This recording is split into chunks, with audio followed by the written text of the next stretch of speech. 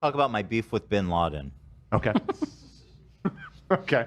Now, I made the brave assertion on Instagram, and again, this stems from these TikTok people who are like being like simping for Bin Laden because he was anti-American and failed to read the rest of his manifesto, in which he said specifically, the reason I did this attack is because you're all gay Jews who aren't Muslim, it's doing Sharia law, and also you give loans. You loan with interest. There's a surprising amount of usury talk in that letter. They really don't. They really not down with the usury. Yeah. So they can get. And Christianity is supposed to be against it too, but they've just kind of. they don't care. They about don't take it that seriously anymore. So you're supposed to lend money without interest? Yeah, you're not supposed to charge interest. Well, on how are you going to do that? Who's going to do that? You know who wrote? You know who wrote? You know what? I'm not going to say. The Jews. That's what a Jew would say. Jews wouldn't loan money for no interest. Yeah, I mean, this is now a pretty antiquated point of view. Obviously, the entire global financial system is based off of exchanging money. You know what? You know what you call giving people money without interest? A gift? Yeah. Yeah. They're not getting that money back. Right. Yeah. In the Bible, it says that it's immoral to charge people interest. If they need money, you should just lend it to them. Clearly, whoever wrote the Bible was broke as fuck. Was trying not. Said on the show. I famously pointed out on the show once that Jesus was broke, and I dunked on his ass. What? You ate him all the way up. What a fuck? Do people know that? Oh Jesus. Oh Jesus. So yeah, I took this brave stance. I saw this tweet. And it had, and this moment, it got even more, but it had 160,000 likes, 9 million views. So there's a lot of people on Twitter who are like, yeah, this guy's onto something. Do Americans actually know why Bin Laden did all that? Or do they believe he hated that they can vote or something? And what's interesting to me is that when I actually read his writings and learned about it, it occurred to me that, like, holy shit, that is kind of why he hates us. Which I think at the time, it seemed like so stupid to me. Like, oh, they hate us for our freedoms. Like, what does it mean? But he says it right in his fucking thing, and I'll show that to you.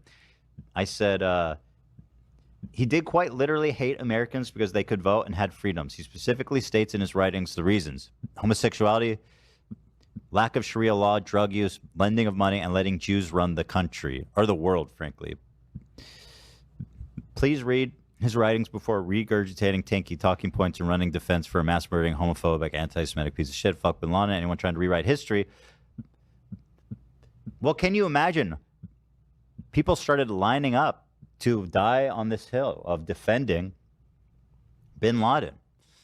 I continued, by the way. So I wanted to provide some excerpts from his letter. He said, what are we calling you to do? What do we want from you? He goes on to express the kind of conservative moral panic and righteousness that it's hard to believe a TikTok or whatever sport. That's true. We call on you to be a people of manners, principles, honor, and purity, to reject the immoral acts of fornication, homosexuality, intoxicants, gambling, and trading with interest. Fuck, dude. A lot of my favorite things. Dude, yeah. You are the worst civilization witnessed by the history of mankind. And then here's another one, just again. He wrote a lot more, and it's all about, most of it is like shit like this. The first thing that we are calling you to do is to, sorry, let me reread that. The first thing that we are calling you to is Islam, complete submission to Islamism, and of the discarding of all the opinions, orders, theories, religions which contradict with the religion. Bin Laden later railed against the U.S. Constitution, lamenting, you are the nation who, rather than ruled by the Sharia of Allah and its constitutional laws, choose to invent your own laws and will as you desire. I mean, democracy. That it's worth. Let's not oversimplify things to the point where Osama bin Laden's the good guy. I mean, and as a Jewish person, I have a hard time just like accepting the fact that a guy who believed that like all Jews are evil and run the world, right? That this is like a based guy. You know, I'm not just. But anyway, whatever. So I was like, nobody's gonna actually die on this hill. It just annoys me, but they did. I mean, just as an American, you should have a problem with that. You know, like on one hand, like I understand that America fucked with the Middle East a lot, and in a sense reaped what it sowed. But on the other hand, this guy is a terrorist who fucking hates Western democracy, liberal democracy, freedom, rights for people, and that is not what the fuck we're about. Mm-hmm. I mean, yeah, also as an Arab or a Muslim growing up after 9/11, like Osama bin Laden has always been like the idea of like evil in my mind, you know, for obvious reasons, like a lot of Americans, but also because what he did to our people, like and how people looked at us and all the abuse that we've gone through because of him. And Islam itself, just not going to go into too deep about this, but Islam means peace. And Islam is all about, for religious people, is about you're supposed to share, you could share the knowledge, but never force someone by any means to become a Muslim. Interesting. So just by any means? Huh? So not flying an airplane? No, yeah, no, none of that. Oh, okay. That doesn't count. That doesn't count. Yeah. Gotcha. Interesting. They thought that would. We're like, oh shit. Well, you better. You know what? I'm seeing these guys are onto something after like 9/11. This cheese is spicy.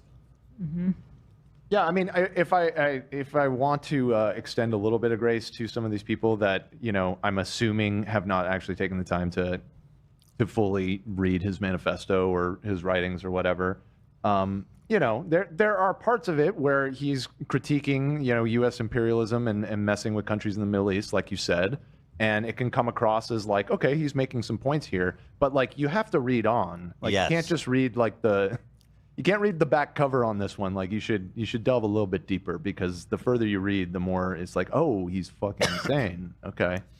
Yes, exactly. Exactly. Going down here, and basically that's all I was saying. And I can't believe people actually got baited into defending Osama bin Laden, which I'm looking for. Where? Oh God, Info Brennan, the lady. Oh, that's my dream video. Where's the first one of the comrade whatever? I'll send you this is an album of your stories. Thank you. Perfect.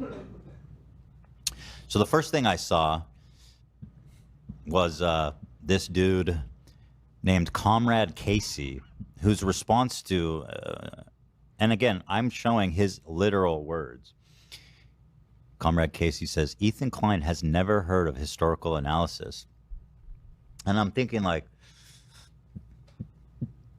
we can analyze it all we want. That's his literal words. Like he's just like, I hate Jewish people and I want to kill people who have freedoms, who aren't following Sharia law all the time. And they're like, well, what did he really mean by that?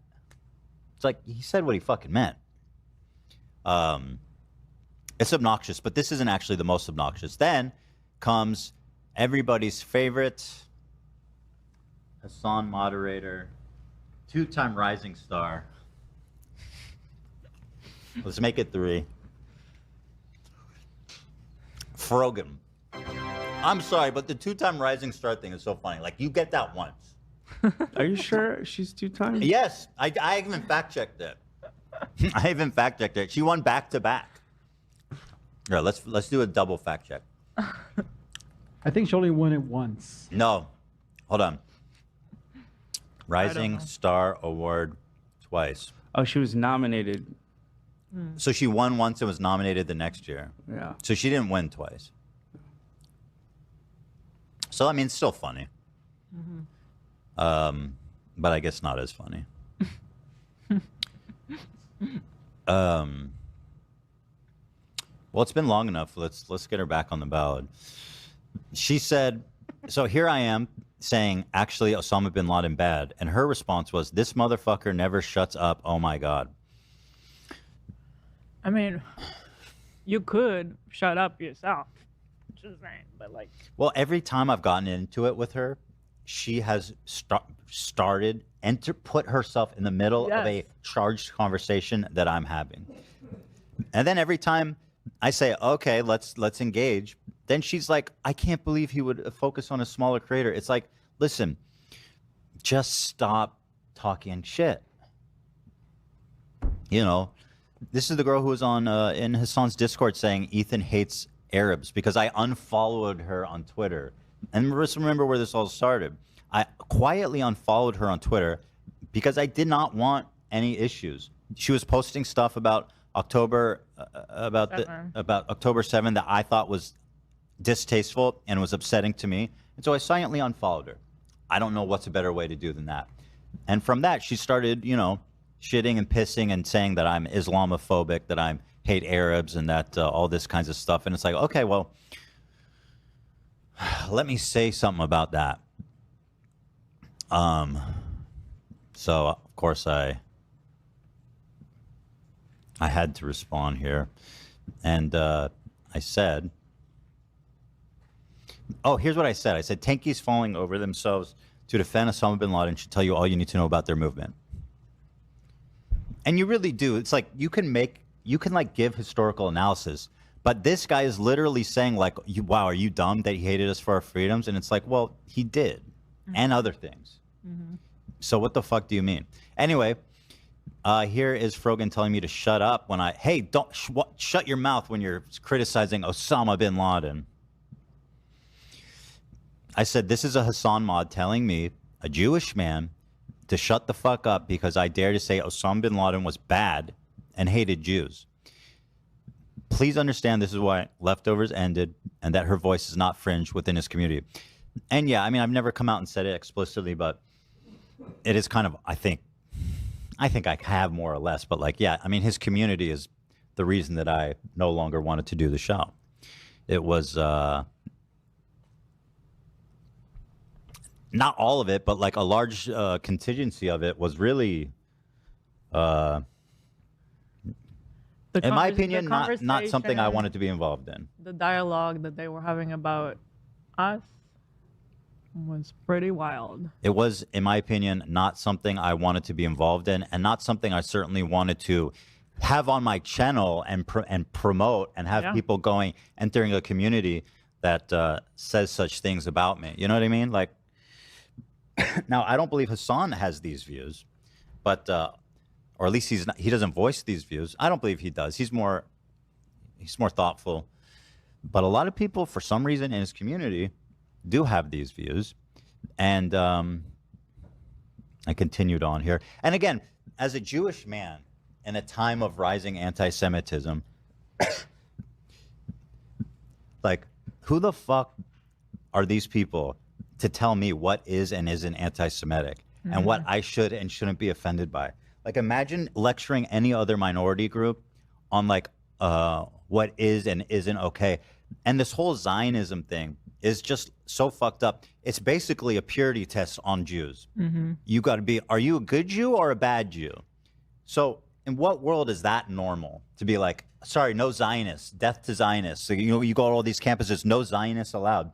So they're saying, are you a good Jew or are you a bad Jew?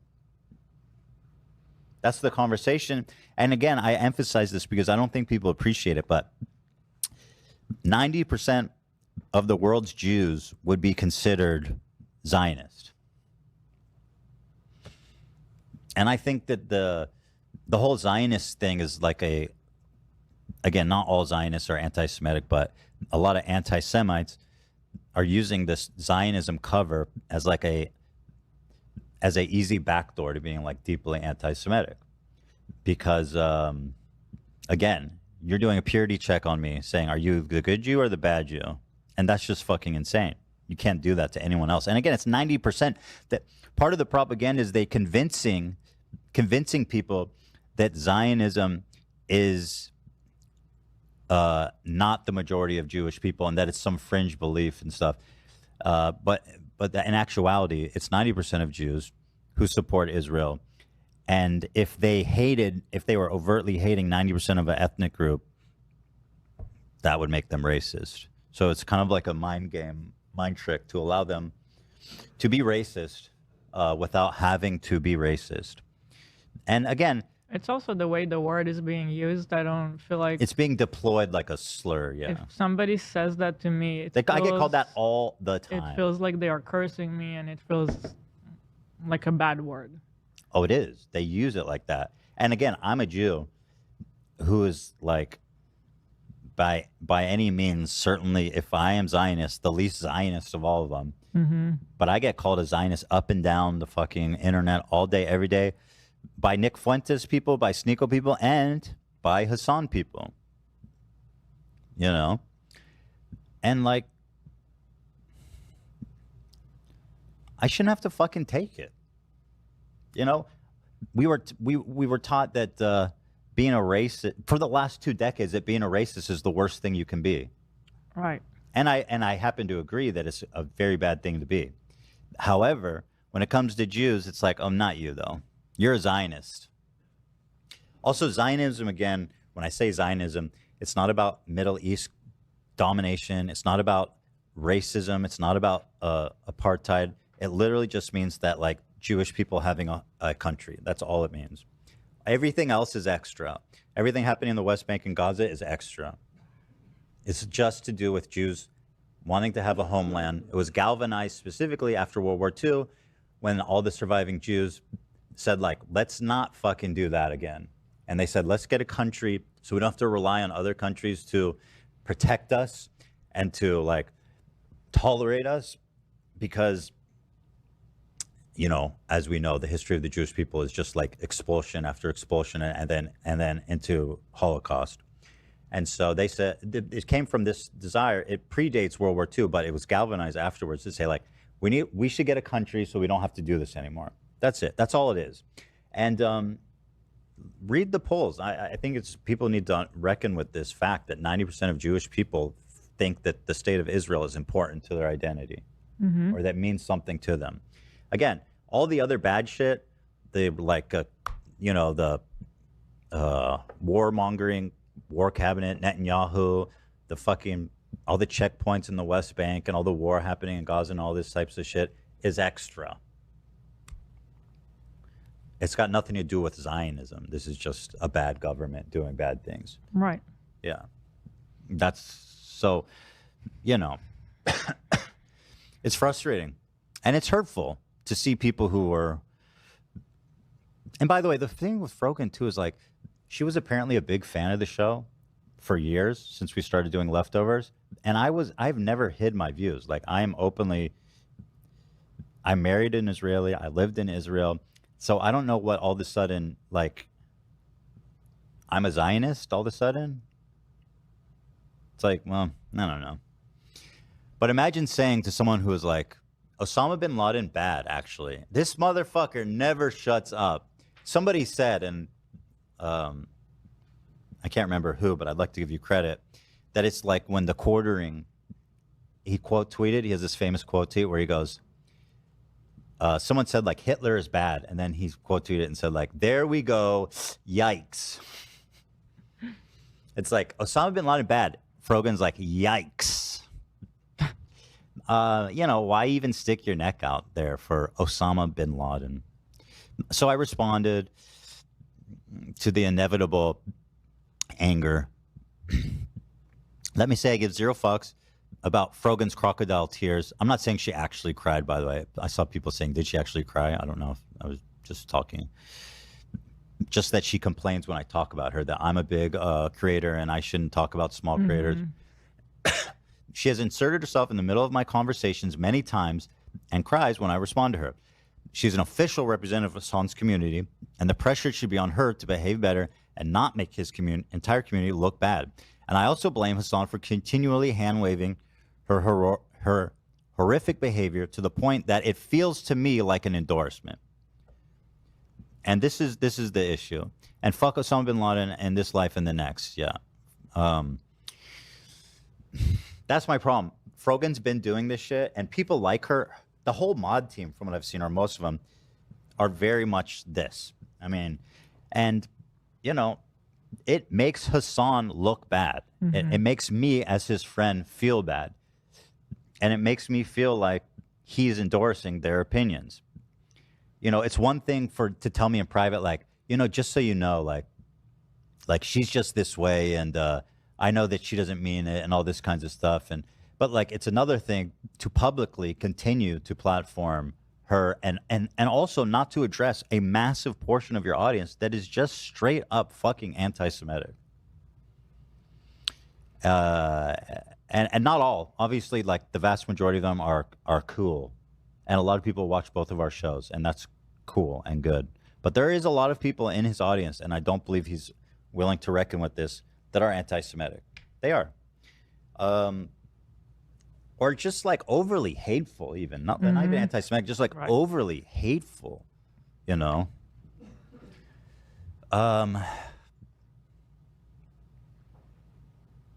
So that's what I mean here, to call out Hasan a little bit, is that as a friend of his, I feel like absolutely fucking worthless to the way he's running his community. And I just think, like, if one of our mods was like shit talking one of my friends, like, they would not be working with us. You know what I mean? If Avery, God bless his soul, and he's the sweetest guy ever and would never do anything, but like, if he started tweeting with like calling Tana like a skank and a slut or something, I mean, I'm being hyperbolic. But you think that we would be cool with that? That I would let him continue to be a moderator and to continue to have lead conversations in our Discord and our chats? Fuck that. Hell no. No. So I say this with great regret, and I hate to be controversial on this Friday, but fuck Osama bin Laden. Wow. I know it's a brave stance to take, and I hate to have to be the one to say it, but fuck Osama bin Laden. Oh, I saw Frogan's response is like, I never said I support Osama bin Laden. It's like, well, what did you mean then? She said the same thing before when she was like, what did you think resistance looked like, in referring to October 7th? And I'm like, well, what do you mean by that? She goes, I wasn't saying that they're the good guys. Well, what do you mean? What does it mean when you tell Ethan to shut up? When I'm saying Osama bad. I mean, listen, if you don't know what your words mean, then you need to be probably not entering this conversation. If you can't choose your words good enough, because there's no other reasonable way to interpret that. In my opinion, and that's basically my explanation. I got tilted. I've been upset about all the anti-Semitism that I'm seeing. I mean, listen, it's so commonplace. It's everywhere on the internet. I've never seen it like this in my lifetime. It's nonstop. This guy's running up on me. I mean, essentially, again, calling us Zionists, saying I look like a rapist and that I'm ugly. I mean, poor Brad Taste had to apologize for taking a picture with us. Right. And, exactly. Having a whole storm in his life ever since, I feel like. By the way, speaking of Brad, poor Brad, his life has fallen apart ever since he met me. Did you think about that? All this terrible stuff happening is hopefully it takes a break and takes good care of himself. Let's get him into Brad the Bull. Let's build him up. Brad the Bull. Yeah, so I know a lot of y'all don't want to believe it and you don't want to hear it, but we don't let other people just sit and take like racism and disgusting shit being said about them. And so, I'm not going to sit here and take it about myself. And I've never in my life had to like address anti-Semitism or anything like this. You know what I mean? Like, I've never seen it like this before, ever. And it's troubling, and I don't talk about it all the time, and I don't plan to really talk about it at all, ever, unless it just like comes up like this. Because listen, Jews aren't the most, it's not like they're the most oppressed group. I mean, Jews in America enjoy a lot of freedom and respect within the culture. Some people said it's the golden age of Jews in America. And that's true. But I'm also seeing really concerning things that I feel is important to call out. And a lot of that stuff I'm seeing fester in Hasan's community, starting with his mods, who are official representatives. Like the first thing is just, Here's a question. yeah, go ahead. What is the difference between Hasan having a friendship and being charitable with Frogan, and Ethan being buddies with MAGA supporters who say extremely racist shit all the time? Well, they're not official representatives of my show. Yeah. I don't employ Steve Will Do It to moderate my chat and to lead conversations in my Discord. And I don't endorse him. Like if Steve Will Do It says something racist, I'm gonna say that was fucking racist, and it's got nothing to do with me. We Just participated. because I said hi to him once or sat at a poker table with him once. Yeah, we it's- participated at the same event. That doesn't mean anything about us working together or Steve having any say about what kind of conversation is going to happen at our podcast. Yeah, I mean, listen, and the moderators are an extension of you. They're an extension of Ethan right now, where if there's something going on in the chat that we are not okay with, like somebody saying a slur, they're going to remove that. Yeah, they represent the show. And it's not the first time, again, Frogan, this is time and time again, where he's allowing this to continue to happen. And I mean, just Hasan stayed friends with people like Aiden Ross and XQC. And I don't think there's anything wrong with that. But the analogy is it's a different issue. I'm glad you asked because it's important to make that distinction. And if you have any questions, I'd love to field them thoughtfully and peacefully. But I hope that I've explained how very different those two things are. Also, Hasan is friends with Bradley, who's part of NELK. So again, I don't criticize him for that. And also, like, people keep saying it since we went on the poker events, but we did events together with other people. I'm not actually hanging out with them on my Fridays and on my weekends and, like, we're not chatting, you know, in my free time. There's a big difference. We don't work together at official capacity. I can sit at a table with a MAGA supporter. Yes, we can sit at a table together. Yeah, and again, the big difference is the endorsement, the official partnership. If there's other questions, I'd love to hear them because I know people will have questions and I don't want people to make any assumptions about what I'm saying. When are we gonna dance, love? Never. When are we going to dance, love? In Right after the Vegas show. next time? Yeah, I'll dance in and you? Vegas. Yeah, fuck it. Once we hit green, we'll be dancing. I'll be dancing if we hit green. That's Bro, absolutely I'm fucking so right. greened. I'm so greened pill with you. Hell yeah, bro. Will you hit the buffalo a little bit for me? Or no? Is that video roulette? It's just like a slot. I know it's pretty gnarly. I'm following your lead. Okay, cool. Thank you. I don't know if there's any other questions. KETH, Los Angeles. Thank you, Jack. Casey is saying, I'm pretty sure Eli used the word bestie. I did, and it's called irony. Girl, No, we're not. Obviously, I've been calling Steiny my best friend. do you guys nonstop like 'cause it's not about- watch us otherwise? Do you not know our sense of humor? Do you not know who I actually hang out with, which is basically only my husband and the kids? Like, we tell you everything about our life. I was joking. I was saying me and Bryce are basically besties now. That's a joke. Clearly, she has not talked. We're to him. not besties. I don't At ever all. talk to him outside of the poker event. I doubt you guys even follow each I other. can't on believe I social even media. need to say that. Yeah. And it's an ongoing You don't thing. though. I can't believe people. Are people? Is that a serious question? Like I It don't know. is. I've seen it a lot since the poker thing. Yes. But again, even if you were friends with Bryce, he's not an official representative of our community. So even if you were, Couldn't which be you're not- further from it. Yeah. Sorry, love. You're saying something? Oh, I was just saying that that's like a long inside joke that when someone does one good thing to us, Yeah. we're like, I oh, flip. besties. I Like, become their best friend. I hate to Right. break character, but we do that all the time just for Yeah. fun. Mm-hmm. Yeah, I thought you were best friends. exactly. I do love Steiny. He's What my the boy. hell? Anything else? Let's see. No other questions? Oh, really, Jack? Okay. Oh, interesting.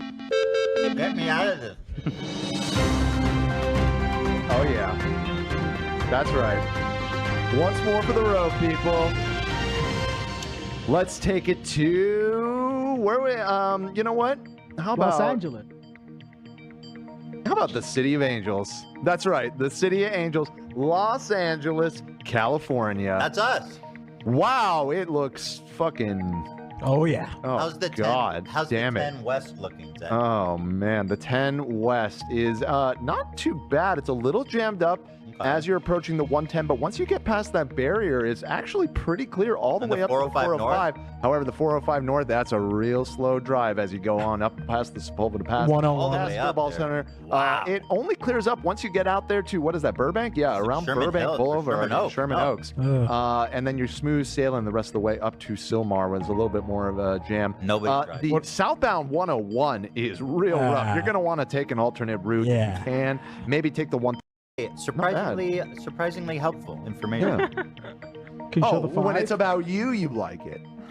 Yeah, Think about all the people out there in Cleveland and Philly and Boston fucking- and New and York like, and Chicago and Tampa Bay Anchorage, Alaska, and Anchorage, Alaska and Sao Paulo in Brazil Antarctica. and Antarctica and San Diego and Phoenix. Okay? Springfield, Got a lot of Ohio. fans out there. Anyways, Ethan, back to you. Yo, it's producer Dan. You're listening to KETH. KETH. Aw, yeah. Is there any other questions? I would like to answer any questions. Can I go home? You can, after this brief message. Oh, okay. Nobody ever asked this question. I'm so excited to go back to Vegas with everyone. Okay. All of a sudden, Vegas is like the funnest place in the world. It's my first time with you guys. I'm excited too. It's not really Vegas. Fun City anymore. It's just Fun City. Las Vegas. City. It's my Fun first City. time joining you guys. Oh yeah, baby. Oh, yeah. Get ready. Bring cash. I will. You gonna gamble with us? Sure, why not? You know how to play blackjack? Oh wait, that's 21, right? Yeah. Okay. It's easy to pick up at the table. Yeah. And the dealer will tell you. Usually the dealer just plays. Yeah, they just tell us what to do. I would say, what does the book say? And then she Yeah. tells me. They'll just They'll tell you what exactly to do. what to do. Fun. Yeah, it's gonna be fun. You want this last one? You can have it. No, you have it. I want you to have it. All right. Well, that's all I have to say about that then. And I'm an open book, guys. I'm here to answer any questions. I'm trying to be thoughtful about this. And it was used in a book, huh? I'm trying to not make any personal attacks against Frogan. Maybe the rising star, two-time rising star, was personal, but like other than that, I'm not going to say anything. You know. And by the way, for the record, I have never once. In her replies, people are like, he just like he always makes it about like he targets you because you're a Muslim girl and stuff, and he just hates Arabs. Let me say that I've never once mentioned her religion, her ethnicity, her identity, ever. It's not important to me, and I don't care about it. I'm only engaging with her words. However, she is the one has been calling, and her and her community have been calling me a Zionist ever since October 7th. I'm a Zionist, okay? But I don't care about, you know what I'm saying? Like, that's just bullshit. I fucking hate it. Can I read a funny comment left by Gavin? I love that. The Gavin? Gavin. He says, do you think Kara left because I'm Jewish? Who Gavin left? was the guy who called in the other day. His girlfriend, Oh. his ex-girlfriend Kara. Do you think Oh, she left because I'm he's Jewish? really making the best of this. You didn't mention you're Jewish. Yeah, that's definitely why. I don't even know if he really is or if he's just saying that. But Maybe she that's thought funny. you That were would be Jewish. even Here. worse. That'd be even more painful if she left him for being Jewish and he wasn't even Jewish. Brutal. Ethan, will you criticize Israeli government like you do Twitter randos? Bro, you haven't been watching. You haven't been listening. Like, I've had the most sharp, harsh criticism. When have you ever heard me compliment the Israeli government? When have you ever heard me say something nice or supportive of the Israeli government? You All did I've ever 10 said was minutes ago. sharp, like, criticism of it, you know? And the reason that people they like to just say, like, oh, he hates Arabs or he's a Zionist. They never show an example because there isn't any. There's not a single example of me complimenting the Israeli government. It's all me saying. It's all now just Ethan is a condemn- Zionist. That's the bad thing. And why should I have to condemn fucking the Israeli government every time I open my mouth? Like, you need see again. That's like the purity test. Are you a good Jew or are you a bad Jew? You know, I don't have to fucking tell you. I don't owe you. You know. But just if you know me, you will know that I am very critical and have condemned. There's posts from years ago of me shitting on the IDF and Netanyahu for some terrible things they did in Gaza. It's all there, okay? If you're not seeing it, that's not for me to constantly remind you that, hey, I'm one of the good Jews, just so you know. Please don't call me a Zionist. I'm actually one of the good Jews. That's not my fucking, it's not, nobody should live like that. I'm sorry. Thank you for the question, though. That's something he posted in 2021, criticizing the Israeli government, by the way, that I sent. Way before all this fucking shit happened, there was... I have an important comment from Ulysses. Ethan, will you criticize my mom for taking my bathroom privileges like you do rando Twitter people? Yes, that is terrible. Yeah, that's fucked. What, you can't... Where are you going to the bathroom? That is fucked up. That sounds like abuse. By the way, again, I'm not like beefing with randos on Twitter. She called me out for saying Osama bin Laden bad. You know what I mean? So, like, it's pretty fucking stupid. I condemn your mom in the most serious terms. Here is someone was curious where he stood on this. And I'm not disappointed. Oh, okay. So this guy's. So again, this is a post from 21. The Israeli government is making me sick. 21. Even if Hamas is operating as civilian buildings, it doesn't justify the total destruction of that building. It's inhumane. Netanyahu is a piece of shit warmonger and needs to go. As a dual citizen, I love Israel and the Israeli people. See, that admission there by itself is like, I guess, a bridge too far for some people, and that makes me a Zionist. They deserve a government that actually believes in peace and not force and violence. The ultra-right Jewish settlers are among the greatest provocateurs in the world. They are shameless and hateful, fueled by religious zeal, enabled by the Israeli government. I wish the settling and repossession of Palestinian land would stop. I wish the bombing in Gaza would stop. Gazans deserve to live a life free of fear. For all the crimes Hamas has committed, we must always remember that they are not Palestine. The Israeli government holds all of the power, and it is on them to stop the violence and show a true willingness for peace. I mean, what more do you want me to say? And again, this is before it was cool to hate Israel. So, kind of edgy on that one. Was flavor of the month. Cool. Nobody was calling me a Zionist then, I'll tell you that. No, they didn't know that word before, like, October 7th. Yeah. Pretty much. But go back to, like, the leftovers we were doing right after it happened. And, like, why are you assuming that I fucking don't? That's kind of racist of you, isn't it? Like, oh, this Jew boy never fucking criticizes Israel? It's like, why would you say that? I have. But thank you for the question. Emma said, I'm Arab, and I never felt like Ethan or Eli expressed hate towards us. Otherwise, I wouldn't watch. Thank you. I appreciate you saying that. Thank you. You guys. People said, this is another one. Do mods speak directly for their community, for the creator? Yes. They speak for the community. Certainly, they represent it. And especially when this happens time and time again, and I've even brought it up to Hasan. I've asked him about it and like said, like, hey, this isn't cool. I don't appreciate it. And it continues to not ever be addressed. Then at a certain point, I do believe that they are representatives of the community straight up. But after a certain point, I also believe that it's like basically an endorsement. And so like, how can I, that's it. Yes, I do. In short, I do think so. Yes. Mm-hmm. Because if they're saying stuff that doesn't represent you, you should probably work with somebody else. But you choose every day to keep working with them. And that says something. So yes, I do think so.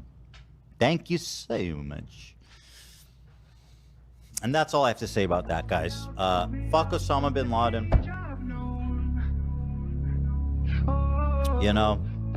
He's for the fishes. We got him. He's for the fishes. Ladies and gentlemen, we got him. Ladies and gentlemen, we got him. That was actually Saddam. That was Saddam. Oh, that was Saddam. Yeah. We got him. That was the dumbest one ever. Ladies and gentlemen, we got him.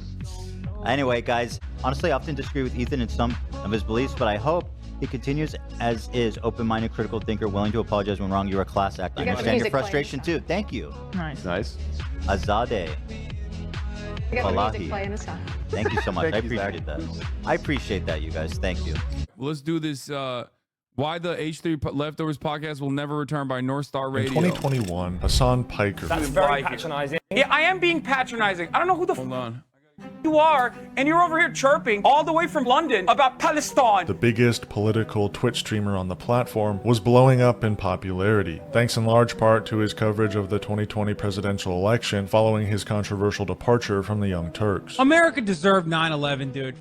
I'm saying it. At the same time, Ethan Klein, What? One Nacho Grande with extra beef, extra cheese. host of the biggest live podcast in the United States, was also blowing up in popularity, thanks in large part to Trisha Paytas and the falling out of their friendship, as well as their incredibly popular yet controversial podcast, Frenemies. Ela says, don't talk about me on the podcast. All I said was just have the guest. He's like, we can't mention Ela. She doesn't want me to talk about, oh, she's too good for a podcast, even though we were talked about. They never once consulted me at the beginning of the spring. She has a podcast. I brought life to the nature. Given the increased popularity of left-wing politics at the time, after the grand finale ending of the Trump presidency, these two controversial chronically online men decided to team up once and for all to bring to the internet the greatest political podcast of all time, that being the H3 Leftovers podcast. That's right. Years went by, delivering to knowledge-hungry young people the tools they need to build a better future for themselves and their communities. But this all came to a screeching halt when one catastrophic event took place in historic Palestine on October the 7th, sparking hours upon hours of what at first seemed to be productive discussion, but what soon turned into quite childish one-sided debate. If people are mad about that, it's probably because of the timing. There's no timing placed on a group of people's emancipation. There's no, like, Bro, my Their timing matters. It's just this one point I'm trying to make. You can't cheer on Hamas, dude. The flames grew higher and higher, until it was eventually too much for Ethan Klein, causing the Leftovers podcast to fall off the face of the earth with seemingly no announcement. This is what happened to the Leftovers podcast.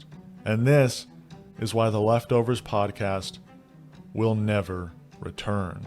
I think it's kind of funny to see like an effort post from a leftist about like a podcast that I was a part of. You know what I mean? I rarely ever have Hasan Abihez that make like effort posts in general.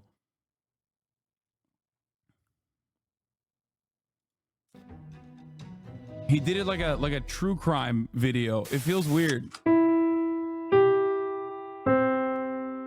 They said they were Today's ashamed. broadcast is brought to you by viewers like you. Become a member today and unlock exclusive content at patreon.com/NorthstarRadio.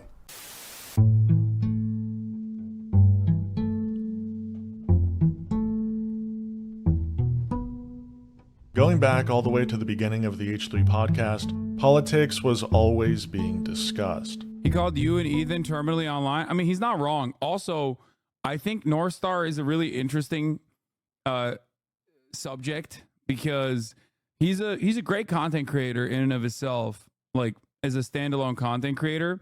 But I find it really funny. I find it really funny that I think he like became a fan of mine because he watched me on watched me talk to Ethan the first time Ethan ever had me on his podcast before Leftovers. Dude, absolutely wild. You're about to talk about Ethan and Leftovers right now. I feel like you never mentioned him, or since it ended, I'm kind of in disbelief right now. The reason why I choose not to talk about like Ethan or Leftovers or anything like that is because I think it instills a lot of parasocial emotions in a lot of people.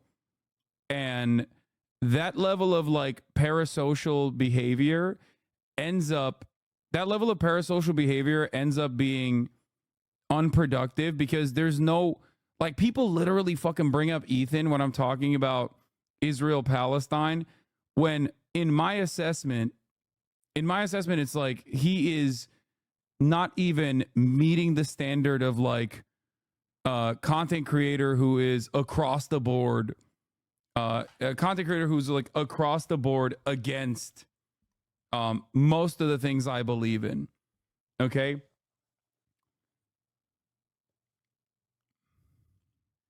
That's it. That's it. And I personally don't even care if he's like calling me out or whatever. I heard that like people were saying that Ethan talked about me on his podcast today or some shit like that. I don't care. I genuinely don't care. For me, you know what I do care about? Ethan considering what Israel's doing to be genocidal far before October 7th. Okay? I do care about that.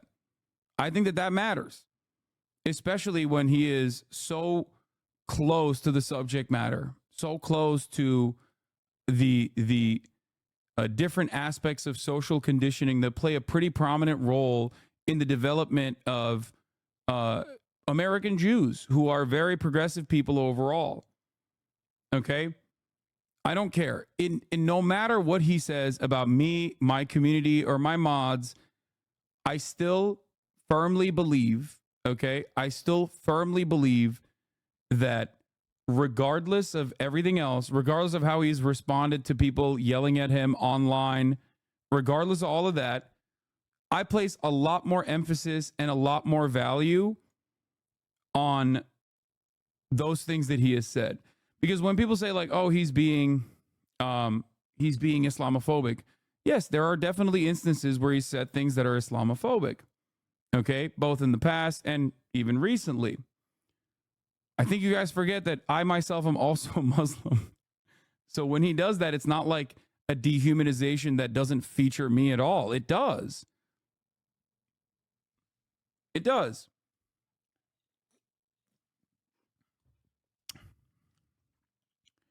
But like I said, time and time again, it ultimately doesn't change this dynamic. It ultimately doesn't change my understanding of the situation. He's also going after Frogan, though, right now. Just don't get upset when HD Dorks brigade this channel after reacting to this.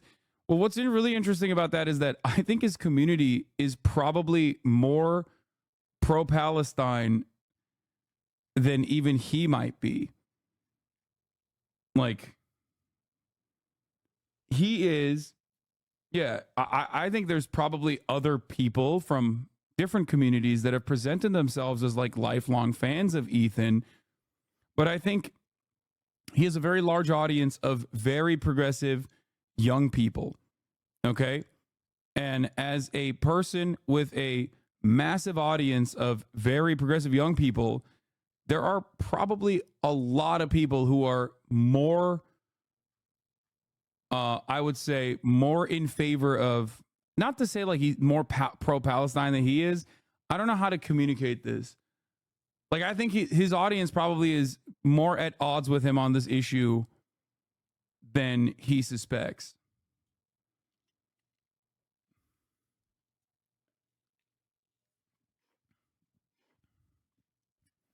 Like, there's definitely a big audience overlap, but even beyond that, like, I think that there are probably more anti-Zionists in his community, overall than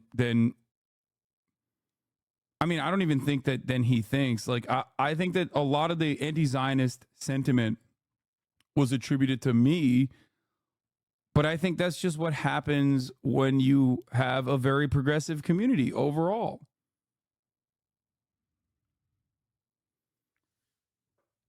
I suspect that given that that he is a content creator who's been around for a very long time, there are probably old fans who fell out of favor, then came back into the community that are presenting themselves as like diehard H3 heads in an effort to probably say like, no, we're with you. It's great. Keep doing what you're doing. That's it. It's always been about trying to manage like the outside forces that were desperately trying to work in an effort to separate both me and Ethan. But ultimately, it doesn't matter. There was a disagreement for sure. You know? Jordan Peterson came on the podcast 2 times in the early days of his rise to fame. You guys know who Jordan Peterson is? He's like a psychologist or something, but he's a scholar. He's a scholar. He's a really smart guy. It's a very strange story in many ways because Hitler was obsessed with order and cleanliness. He was a very orderly person. He was very sensitive to disgust, because you think, well, the Nazis were afraid of the Jews. This entire drama fest started because Destiny viewers tried to pit your viewers and Ethan and his viewers against each other. It worked. They continue to do this every day. And this chat constantly follows the debate. Yeah, exactly. And it is also because there is a real, genuine parasocial desire from people who consume a lot of this content, whether it be just Ethan or myself or both, to like constantly cover a issue of real geopolitical significance, an issue of genocide, but from this incredibly narrow framing of like, what does this content creator think about this other content creator? As I always say, drama makes boring subject matter incredibly consumable. Okay? And that's precisely the reason why people like randomly will bring up Ethan, which I think is like not only unproductive, but stupid as fuck. Like, I don't give a shit. You know?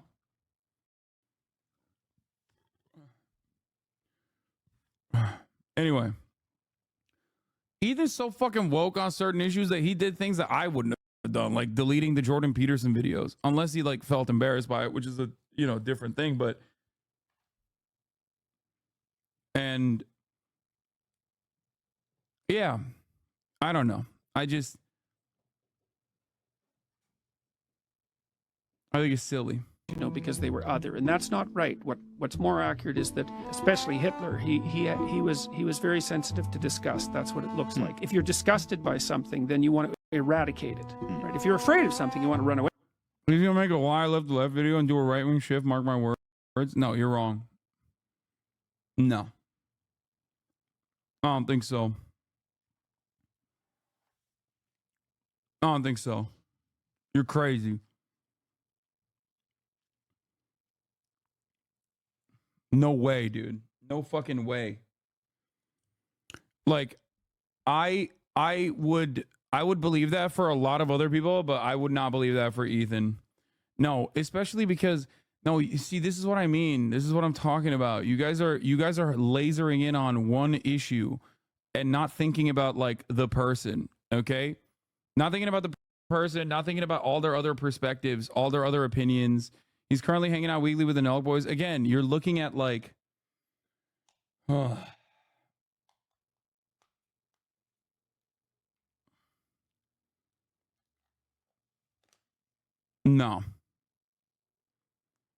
No, he's making friends with MAGA freaks. It's, so what?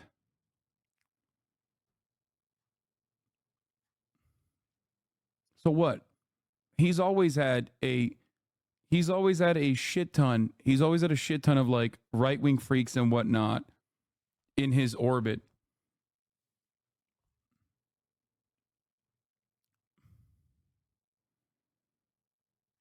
Okay. Bro, he's using the term tanky. Come on, it's all there. No, it just shows that he's extremely online. You're doing it already. You're doing it. You're doing it. Just watch the video. Away from it. If you're disgusted by it, you want to burn it to the damn ground. You want to get rid of it. Andrew Yang came on the podcast 2 times in the early days of his rise to fame. And in the post-Trisha Paytas timeline of the H3 podcast, political discussion shifted drastically to a more supportive, inclusive understanding of the ever-changing world. I like both you and Ethan. It's tough to watch. See, this is also the other thing that I didn't want, which was like chatters coming in here to like spark drama.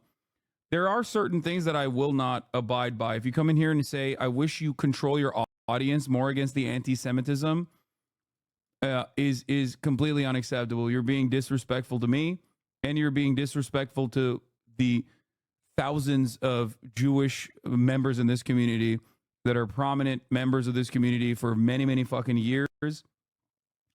Anti-Semitism is completely abhorrent and completely unacceptable, and there's never been a moment where I've ever allowed anti-Semitism.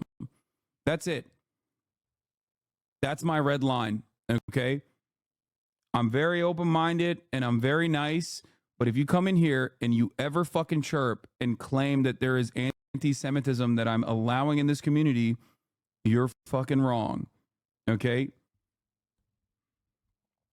That's it.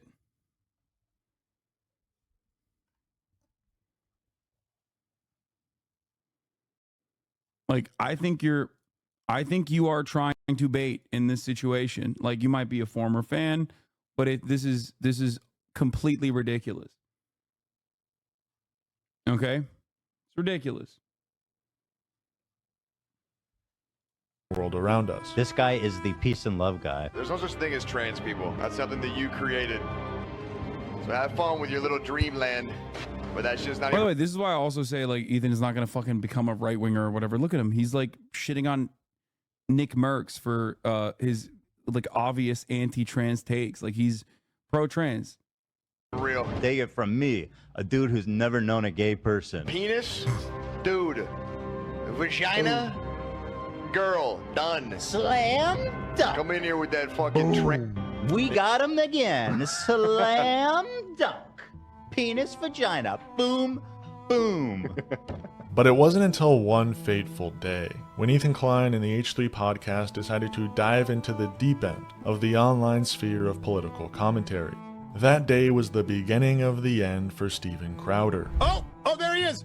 Oh no, Sam Cedar. What a fucking nightmare. But before this was released on the H3 podcast channel, 10 months after Hasan Piker made his first appearance on the H3 podcast, Ethan Klein made his first ever appearance on the Hasanabi broadcast to promote the release of this once-in-a-lifetime debate. Boys, girls, Ethan Klein to the H3 podcast. Are you pretty hyped up on the Crowder? Oh my God, I'm so hyped up, dude. I'm so excited. Are you wearing holsters right now? Yeah, yes. We're all wearing holsters. Now, was the debate any good? Not really. They certainly got Steven Crowder to admit to quite a bit, like running away from past debates with Sam Cedar. You're so clever. I had no idea that you were taking your show off early last time, coming in today. He admitted that he followed the show last week. We got him. He admitted that he watched the show last week. We got him. Dude, we played him so hard because he literally was following. He saw that you went live, dude. We got him. Oh my God, we nailed him. But most of the debate was pretty anticlimactic. I have a general This is a rule. great opportunity. I don't start a debate based with people on a lie. And how about you get sabotaging? How about you get Steven, to a show 30th yourself, of the you audience coward. share? Steven, show yourself. Don't show your co-host. Ethan, you should show Steven, yourself. Ethan, how can you respect yourself as a man, brother? Steven, you are such a coward. Stop showing your little leprechaun co-host who comes out dressed like your Ethan, come on, sidekick. Ethan, why do you have to bring on a Show guy who Steven. Despite the debate's disorderly nature, it sparked something in the mind of Ethan, a yearning, a craving. He had one tiny droplet of debate pervertry, and he couldn't go back.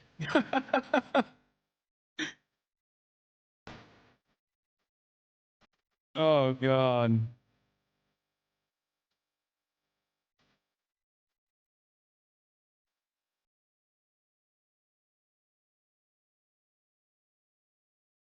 You look back on these clips with sadness or joy, kind of reminds me of looking back at photos of friends I'm no longer associated with, and it just feels like a massive void. No, I don't.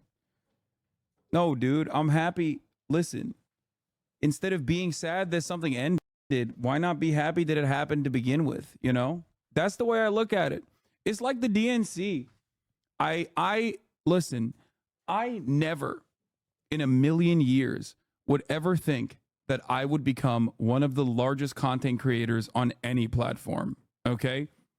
As a political commentator who has opinions that are completely outside of what is considered normal and good in American political discourse, I never thought that I would get to this position. So I don't take that shit for granted at all, okay? I'm very fortunate. I talk about it all the time. I probably should talk about it more frequently, to be honest.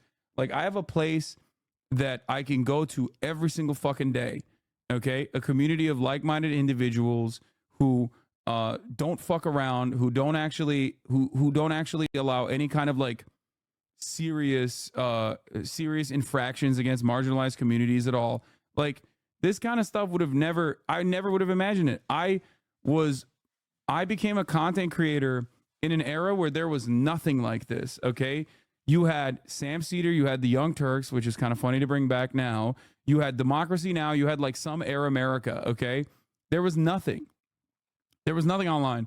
The entire online commentary field was captured in completely by right-wing commentators. Many people were either center-right or just straight-up fucking Nazis, okay? Literal Nazis. Now, some of them still exist. Some of the literal Nazis still exist. But like overall, there was a very, very, very little, there was very little space for people who were like immediately hostile to this kind of sentiment, to like leftist attitudes, progressive attitudes, to social democracy even. So overall, because I remember that shit, and I remember how fucking isolating that felt, and how shitty that felt to get constant death threats and you know, doxing and a litany of other, like, you know, clip chimpers and whatnot, like even back then. Yeah, I'm incredibly fortunate to be in this position. And so, yeah, I don't think that this is, you know, I remember this fondly, you know, because it's not something that I would have ever expected. That's also part of the reason why I place a lot of value in people who have personally had an attitude change, who like recognize the errors in the way that they were thinking or the way that they were operating as content creators in the past, who like used to move a certain way and now and have now dramatically shifted away from that.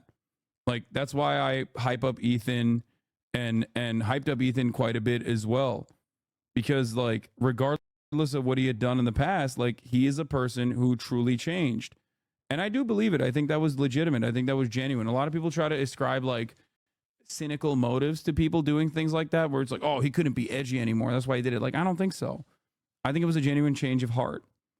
And so, you know, if someone is capable of doing that, if someone is capable of experiencing that level of growth on their own, especially as a content creator, when they could have very easily probably continued doing exactly the type of shit that they were doing and also keep farming, you know, the right as much as they wanted to, then yeah, you know, I'm gonna think about that differently. Like, it changes the calculation a lot. Anyway, you should be calculating how you're going to avoid the top of the hour ad break, though, because it's coming right now. Here's the 3-minute ad break. Boom.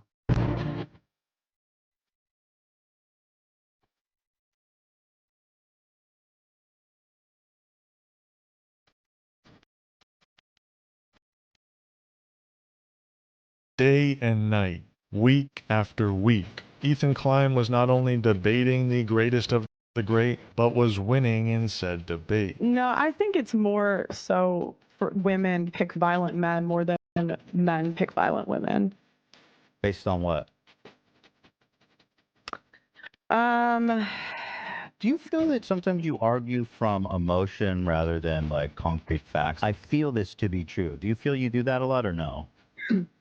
I'm a woman, so sometimes, yeah. Okay. Interesting But- defense. You done with that shit? Can we talk like adults now or not? I think this. Hey, I just got here. This video is low-key parasocial, and I apologize beforehand. Wait, is this North Star? Is North Star Comrade Casey? Oh, it is. Damn, dog. You're going to apologize for making a parasocial-ass video? That's crazy. This conversation has kind of been exhausted. People would rather watch me full screen cam do the worm. Do than watch that. your prime, Bro, watch your do prime it for content. a week. Do a week of no reaction content and see how many views you get. Oh, he's crying in the corner. No, he's not. He's not crying in the corner, Ethan. He is deploying the most powerful counter-debate tactic known to man. That's right. I want you to see it for all of its glory. That is, ladies and gentlemen, The Worm. Absolute cinema peak. Okay? No one has ever so thoroughly destroyed another interlocutor in the marketplace of ideas before or after this. Okay? This caused a worldwide shift in the way that people even analyze or internalize debates. Okay, sure. He went up against world-class greats. People like a 20-year-old dropshipper, I'm just trying to flex on you guys. But I'm trying why? to show you guys what's up. a printer salesman, All day when you need a friend. a character from the Asian version of Get Out, I identify as Korean. a Quebecois, A carrot. and even a man from the Nexium cult. I got on the bus and they made an announcement about my Tourette syndrome. And earlier in line, a lady had heard me saying some inappropriate words. And she stood up and she said, well, how come he can say this word? Okay, that one was actually pretty well done. Let me. I have a theory for you. I'm ready. Okay, cool. I think you actually fake having Tourette's. Yeah, I think you actually don't have it. Here's my Austin was wild for that day. Austin just walked in, by the way. Let me just break it down. I think this is kind of a funny thing. He I just doubt looks this like is what you, happened. this- But maybe this you're just sex cult maybe you just guy. called someone the N-word on the bus, and then you're like, oh Yeah. no, I have Tourette's. As somebody with Tourette's, I actually have Tourette's. I know it's not curable, so I just find that claim to be absolutely a pseudoscientific, crazy claim that has no backing in science or at all. And I think you're actually. In my opinion, as someone with Tourette's, I think you're scamming people. Did you say that you have Tourette's? I do have Tourette's. I didn't Isn't know that crazy. Yeah, I know. That's why I was so surprised when you emailed me, because I was like, I have Tourette's. And what's This is Ethan at interesting his too, peak. I've also talked about how much I hate Keith and Nexium and what a psycho he is. So when I got your email, I was like, this is incredible, and I could totally see how it is you fell into a cult, because you clearly don't do any research. Mind you, this was all taking place in the same timeline of the Leftovers podcast. They began the show on September 26, 2021, and Hasan Piquer, but I'll call him Piker, seemed a bit uncomfortable at first, just getting the feel of the room and his ability to speak at will. This also wasn't a brand new podcast, rather a brand new show on an already existing podcast, so it makes sense it'd be a little challenging for Hasan Piker to just jump right in. But after only a few episodes, everything was perfect. I had already been radicalized by Hasan in 2019 and 2020, but the partnership of my two favorite creators only grew my passion for politics even more. So during this time, Ethan and Hasan are becoming best buds. They do a weekly show together. Ethan comes on the Hasanabi broadcast again. Hasan visits the H3 podcast again to help in the interview of Liver King. And during this time, Ethan is participating in debate after debate. And Hasan is watching these debates on his stream, supporting Ethan in his performance as friends do. Hasan would even text Ethan talking points during the debates. This is from last year. It says, what the F is happening with gay people? 10 years ago, everyone called them F words, the F slur for gay people in high school. And today, 1 in 6 high schoolers claim to be gay. 1 in 6. So yeah, it's continuing. More and more people. So do you miss the days when we could call gay people the F word? No, I just think it's surprising. I think it's crazy that that's happened. It's been such a popular trend lately. Yeah, but that's not true either, is it? No, it is. What's your Talk to data? My cousins that are in high school. I've talked to my cousins in high school. I've talked to strangers. People liked that video and commented on it and said the same thing. Oh, that's data. Never mind. Ethan got to bust out the left-handed. The number of people who are left-handed. The amount of left-handed people back in the day was really low. I sent it back. People left-handed were seen as inferior, and they were forced to use their right hand more often. But as it became more acceptable and people realized left-handed people weren't demons, then the amount of left-handed people increased, and it became steady at what, like 10% or something? 12%. 12% is left-handed. It went up astronomically Wait. all of a sudden. Would you say people choose to be left-handed? I don't know. I don't know anything about it. Yeah, but that'd be silly. Why would you? You don't know anything about anything, and yet you still chirp on it. Why not chirp on this too? But little did Hasan know, he was feeding the thing that would eat him.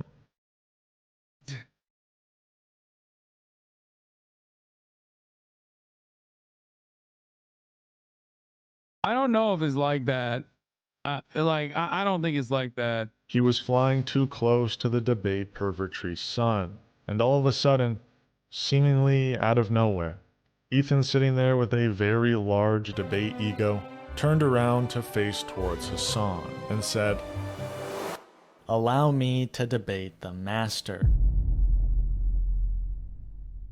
2 months before the abrupt ending of the Leftovers podcast, Ethan Klein was having some moral quandaries about his devotion for capitalism, where he enjoyed the freedom that came from capitalism, the ability to succeed from nothing that came from capitalism, but was disheartened by the inequality that capitalism fosters. I know that I'm a capitalist, so I've been trying to think, like, how do you square that with my other, like, socialist ideas? Like, I think the government should have guaranteed jobs for people that want to work, that pay enough for the minimum amount needed to have shelter and food. First of all, I think it's like the natural inclination of some people. Like, I don't think it's even realistic to say, I want to live in like a perfect communistic society, because that just doesn't work. It's antithetical to human nature. But I do think there are good things of capitalism provides, which is, I do think there's a sense of innovation that happens when people are motivated by money.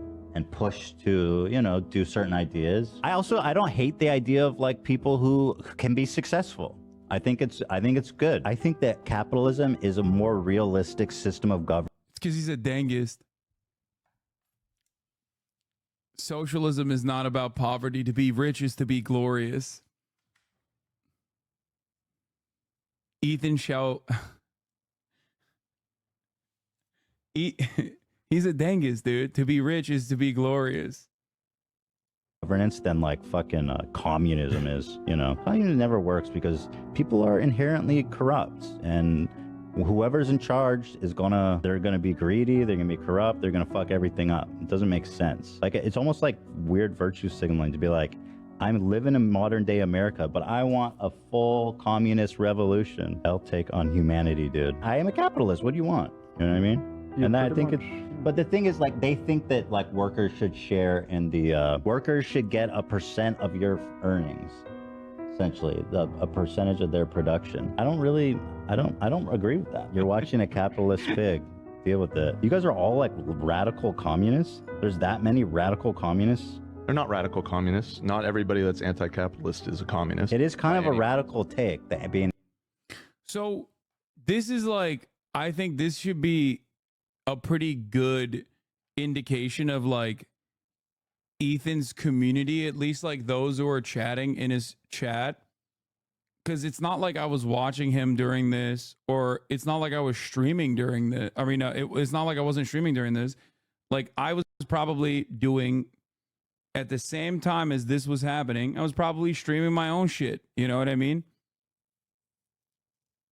Like these are his own fans, right?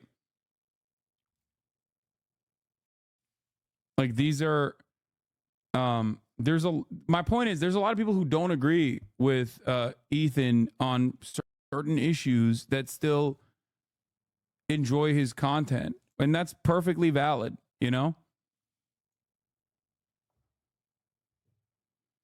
Yes, you were, and people were timed out. Yeah, I'm sure, because usually what we do is, like, when people are like, Ethan's talking about socialism or whatever, right?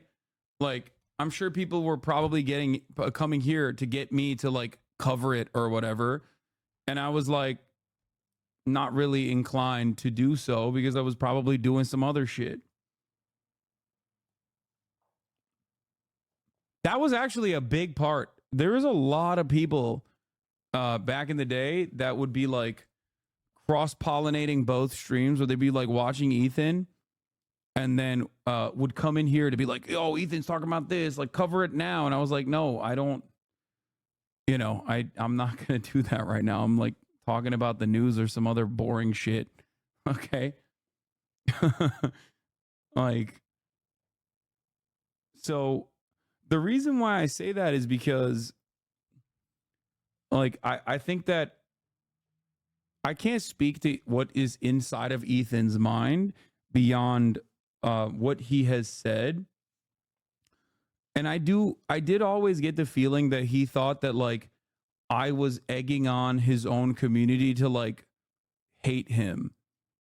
You know what I mean? And I wasn't. Not only was I not, but I was getting yelled at by my own community for not, in their assessment, adequately addressing his takes with the same passion and fervor that I would address anyone else that I don't know if they were chirping in a similar capacity. Like, people still yelled at me and continue to do so for not arguing against Ethan hard enough, even. You were far more mad at us than him at the time? Yeah, no, for sure.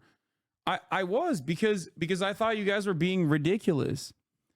I still yell at people when people come in here to be like, Ethan said this, Ethan said that. It's like, it's, for me, it does not, like, it doesn't really matter necessarily, because once someone ultimately is like, what the fuck? Once someone ultimately is 90% there, right? If there are personal hangups, or if they have like a personal association with the subject matter, and I can't like get over that hump overall on a single issue, I'm not just gonna fucking like, I'm not gonna hold them to the same standard as some like random guy I don't know, whose opinions I'm not fully familiar with, that I don't know how they arrived at those positions. Okay. And for me, the way I see Ethan is like, the way I saw Ethan back then and the way I still see Ethan is like, I think he's a passionate guy who sometimes has a capacity to fucking, you know, fly off the handle a little bit. That's why he's got the button, right? And that in the heated moment, he says a bunch of stuff, and he will sometimes even repeat these things, but ultimately as far as I can tell, his heart is in the right place. Like when he said you're fostering a community of anti-Semites, yeah, I don't agree with that. Like, I think that's I mean, it's hurtful.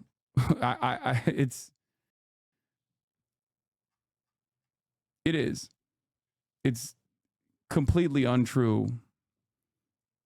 And it sucks to hear, but it is what it is, you know? And it's like full anti-capitalist. I mean, you're essentially advocating to change the entire structure of all societies today on Earth. That's not radical. Do you think democracy is a good thing, and do you think democracy is what helps prevent? Yeah, but obviously our democracy isn't perfect either. Right. You know. But you think ultimately that being a democracy, living in a society that votes and has, you know, the people agree on how we should, who should represent us and who should lead us, is something like that's a better system than, like, say, China, right? Where they have a council of elites and somebody is elected from within, right? Yes. Okay, so what if we ran companies that way? On the following Wednesday episode of the H3 podcast. That's the other side of this, is that like there are a lot of people that work there that don't necessarily agree with him either. And he, like, the very fact that he trusts everyone in his production team, especially Dan, regardless of their difference in opinion, I think it also is, you know, it's another reason why I'm 100% confident that he wouldn't do like a right heel turn. Like, y'all are fucking crazy. Yeah. Ethan once again brings up the capitalism discussion, stating that he's been thinking a lot about it and is looking forward. Do you view the H3 like your Uncle Jank when he talks about crime? Is this a similar situation? You know what? That's actually a really good analogy. Obviously, Jank is my uncle. There's an uncle-nephew bond that is unshakable, unbroken. You know what I mean? I think it was, I think it was Shane, what's his name? The comedian guy? The one that does the Trump impersonation is really funny. What the fuck's it? Shane Gillis. He's like, I remember watching a bit from his podcast where he's like, listen, dog, I love my dad. I don't care. I don't care what people say. He's like, even if it was a Nazi, I probably still love the shit out of him. I'll be like, you're crazy, but I still love you. Which is funny. Like, I don't think it goes that far with the uncle-nephew bond. But, like, what are you going to do? Not fucking love your family? Like, that's insane. I'm sure there are plenty of people who have parted ways with their families, but it probably goes a lot beyond like political disagreements. You know what I mean? And I'm not saying that I would love my uncle if he was a Nazi. I think that would be a bridge too far. But, you know, yeah, I don't agree. I don't agree with Jank on the issue of I don't agree with Jank when he fucking believes that like Venezuelan gangs are overtaking Aurora, Colorado apartment complexes. But, like, you know, he's still my uncle. I love him. Like, that's it, you know? And with Ethan, there's a similarity to that. I mean, obviously, like, I don't think Jank is gonna fucking run around being like Hasan has cultivated a community of anti-Semites or some shit like that. That would be weird if he said that, but with Ethan, it's maybe less severe in terms of the familial bond. But yeah, it's a good analog. It's a good way to analyze the situation.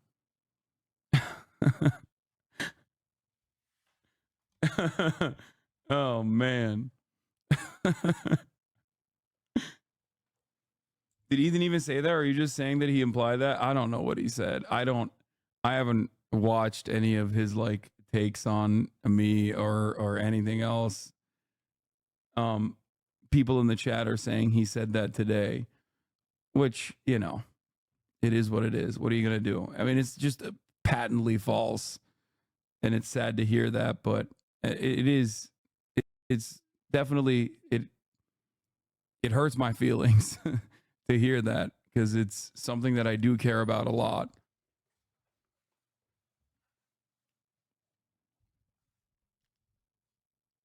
Anna might be a better comparison, maybe. Yeah. But no, not really. I mean, I guess. He said a small portion. No, there's no portion. Like any kind of anti-Semitic tendency, we will laser you 100%. Like there's just not, it's not going to happen. To a further discussion with Hasan on the following Thursday. Last week was the capitalism versus socialism week. But I have to tell you, I want to talk about it more tomorrow because I've been thinking a lot about it. Great. I do. I mean, that's what Thursday is for, right? That's what Hasan's there for. You can talk about it with him. Ass grift. The better analogy might be Anika's parents. When it comes to Ethan, it's clear that despite his personal ties to Zionism, his fundamental values have not changed with Anna. There's so many different things that she's turned reactionary towards that it's obvious she's flipped towards the right to some extent. Yeah. Like, I think I would look at the situation differently if I saw Ethan, like, not on the issue of Israel-Palestine, but if I saw him, like, fucking taking like transphobic stances or something, like, then I'd be like, okay, maybe it's a little different. But I don't think he'd do that ever. Dog shit moron motherfucker. All right, chill, dude. To be clear, I'm not a capitalist. I'm a social democrat. Okay. I think that distinction is important because people lose their fucking mind when I say, like, I'm a capitalist. They just think that I'm like some fat cigar smoking boot on the worker's face, grind him into dust. You know what I mean? I'm a social democrat, motherfuckers. Recognize, bitch. But actually, I am looking forward to tomorrow because I have been thinking about it quite a bit. Going into the discussion, Ethan had one overarching question. What is it that social democracy can't achieve that socialism can? That's my question. Okay. Let's talk about it tomorrow. Yeah, we'll talk about it tomorrow. Now, does Ethan actually want the answer to this question? Does he actually want to learn? Or does he simply already have an opinion on the subject he is willing to argue for hours? Yes. Ethan prefaces the discussion. In the case of Ethan, it follows from being an Israeli, being propagandist, and having family living there. What happened to your uncle? Did he adopted shitty positions? Dude, great question.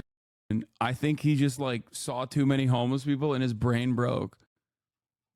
Like literally. That's just, he saw like the homeless lady with the fucking katana was a bridge too far for him. I think he just like, he snapped.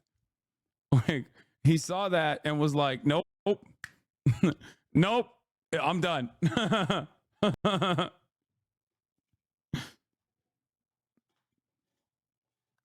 Like that's, I think that's what it is. Plus he's old. Like he's like 50, you know?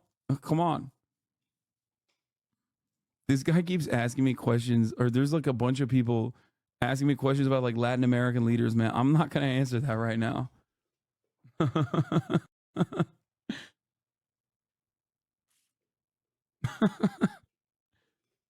By saying he's excited for the conversation, as he's been doing a lot of research. That research being talking to ChatGPT. I want to better represent my position because I don't really know a lot, and I feel like I've done a lot of research in the week following.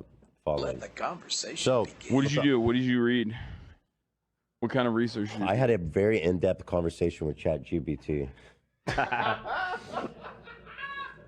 Respect. Okay, that's good. I asked it really kind of. Well, Ben Shapiro thinks it's socialist, like ChatGPT socialist. So Right. like ChatGPT probably ChatGPT Lenin. is so Right, real. yeah.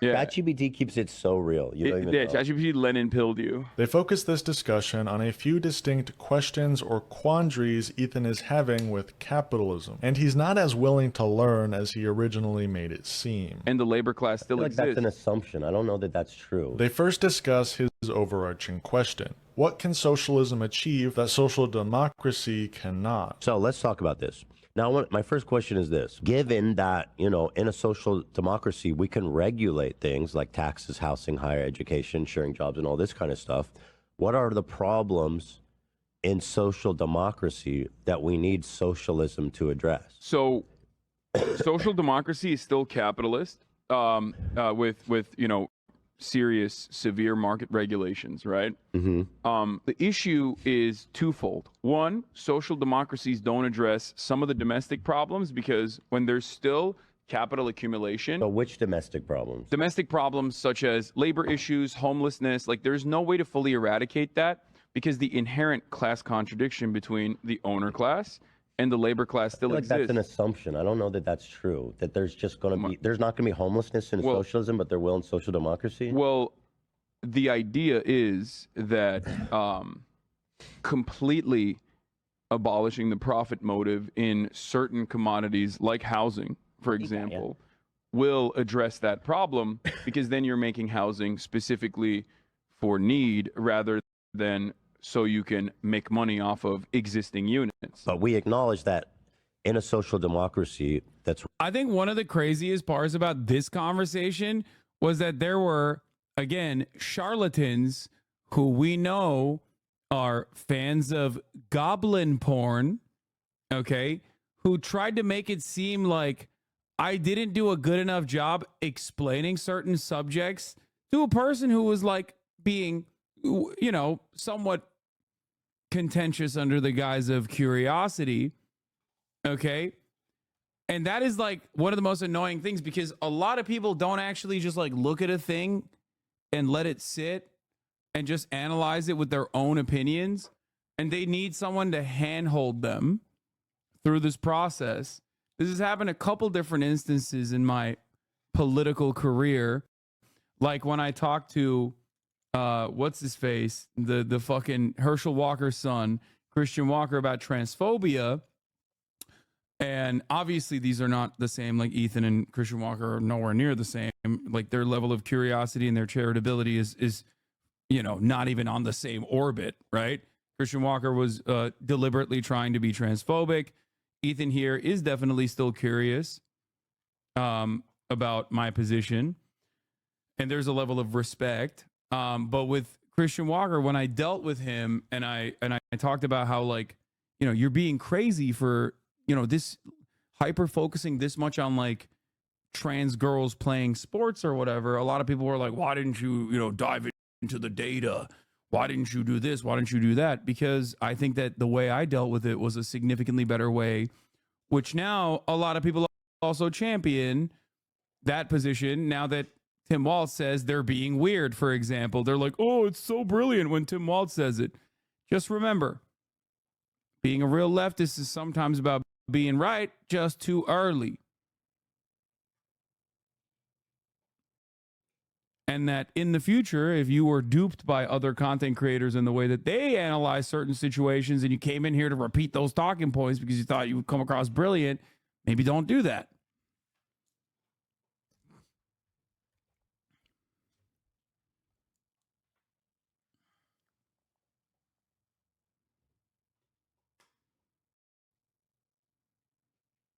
Run, ideally, the homeless and whoever else needs a home for whatever reason would be provided one.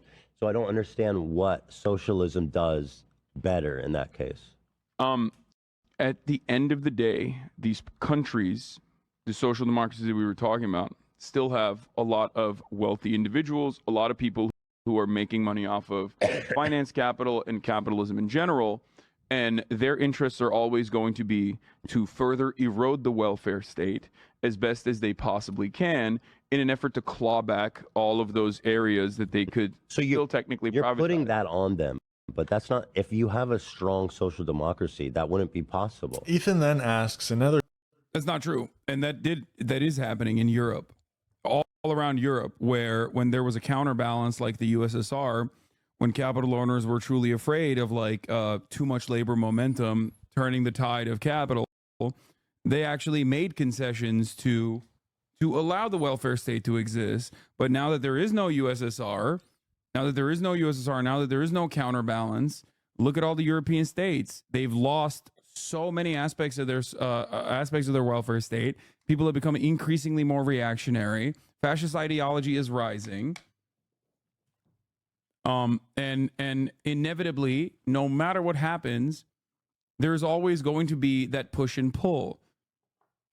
There's no like middle ground on this subject, unfortunately. As long as capital exists, it will always be a parasitic force that tries to claw back as much power as it physically can get.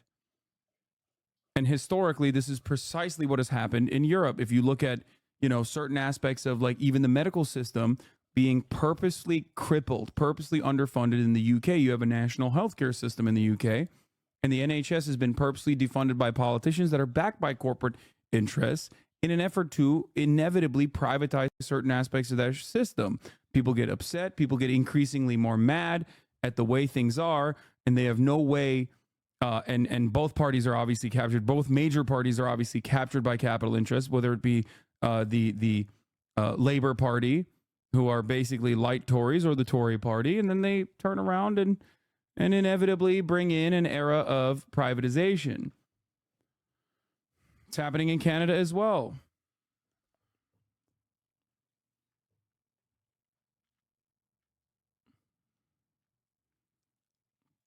Scandinavian countries had decades-long socked-down concentrated political power monopoly, and these states are now being crippled by austerity and privatization. Yeah, exactly.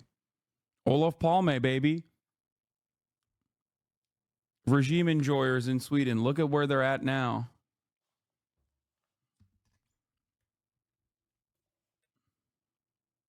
Another question he's quite unwilling to hear the answer to. Are workers still being exploited if all their needs in housing, food, and healthcare are being met? Worker exploitation seems to be at the heart of socialism and communism. Yes. And so I want to ask you this question. If an employee is fairly compensated, and by fairly I mean factors like work, compensation, they're being paid well beyond the means of living. If they're provided in all those ways that we see as important, is that still exploitation? In the Marxist perspective, under Marxian economics, Marxist theory, exploitation is not a good or bad thing. It is just a thing that happens. Okay. And it goes back to something I've described many, many times over. There are two classes. There is the labor class, the wage laborers, the proletariat, and the bourgeois class, the capital owning class, right? Mm-hmm. And these two classes have two inherently contradictory interests. As someone who worked, you wanted to work the least amount of hours for the most amount of pay. Your boss, on the other hand, wants you to work the most amount of hours for the least amount of pay. This inherent contradiction is at the heart of capitalism and is how commodities are produced under a capitalist mode of production. When you have this imbalance, those who do have capital end up always being able to pay you much less than your actual output. So that is what's happening now. So is it still exploitation of workers if they're fairly provided for? Yes. Because there is no fairness in that situation. If you are not getting back the surplus value that you have created, or you have no democratic means of changing the way that your surplus labor value is being spent, then it is still exploitation. under a Marxian understanding of exploitation. That's simply what it is. Profit is exploitation. For those of you who don't understand, that's what this is.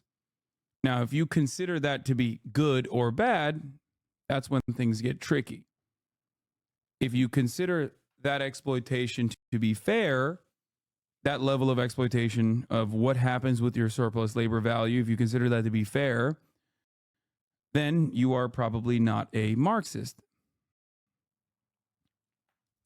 Telling my boss this on Monday, good luck. Saying that this is fair, the assessment of fairness in this circumstance is actually a loaded premise. Probably should have dealt with that a little bit better when Ethan brought that up in terms of like being a pure debate pervert. Because the fairness in this regard is not met on the metrics of like living standards, but instead on the metrics of what their output is. If the employee is extremely satisfied, yeah, and they feel well provided for, who are you to tell him he's being exploited? Ethan continues in his failure to learn and brings up a similar question in the field of workers' rights. Why should workers be given democracy in the workplace in the form of decision-making and profit sharing when they themselves did not create the business? Would it be exploitation if all the revenue minus these expenses was distributed evenly through the workplace? Wait, first of all, distributed evenly? Like, no one is talking about even distribution here. I just want everybody to understand, Marxism is not egalitarian. Marxism is not about like offering every single person the same exact amount of money or the same exact compensation. Okay? It's about having the same say in the process at the least. Okay? There is no world in which every single person is going to be doing an equal amount of work and contribute an equal amount of output. Okay? There's like some people might do that. I do that with my podcast, as you guys know, but that's not inherently Marxist. It's just, you know, it's a different way of organizing. It's a cooperative corporation. But yes, each according to their ability and each according to their needs does not mean like everyone on a basketball team gets to make the same amount of points and no one actually wins or anything like that. That's not how this works at all.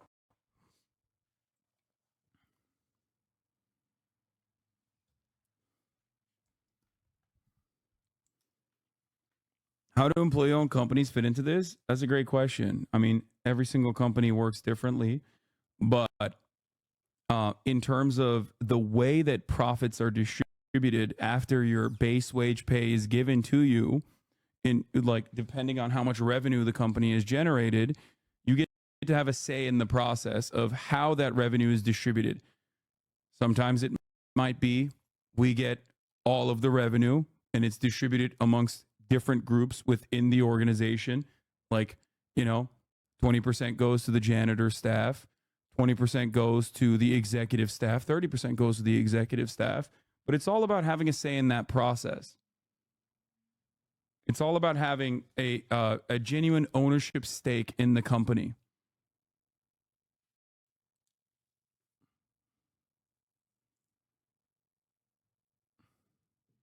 Just mentioned Star Trek. Not everyone's the captain. You still need the mechanics. Exactly.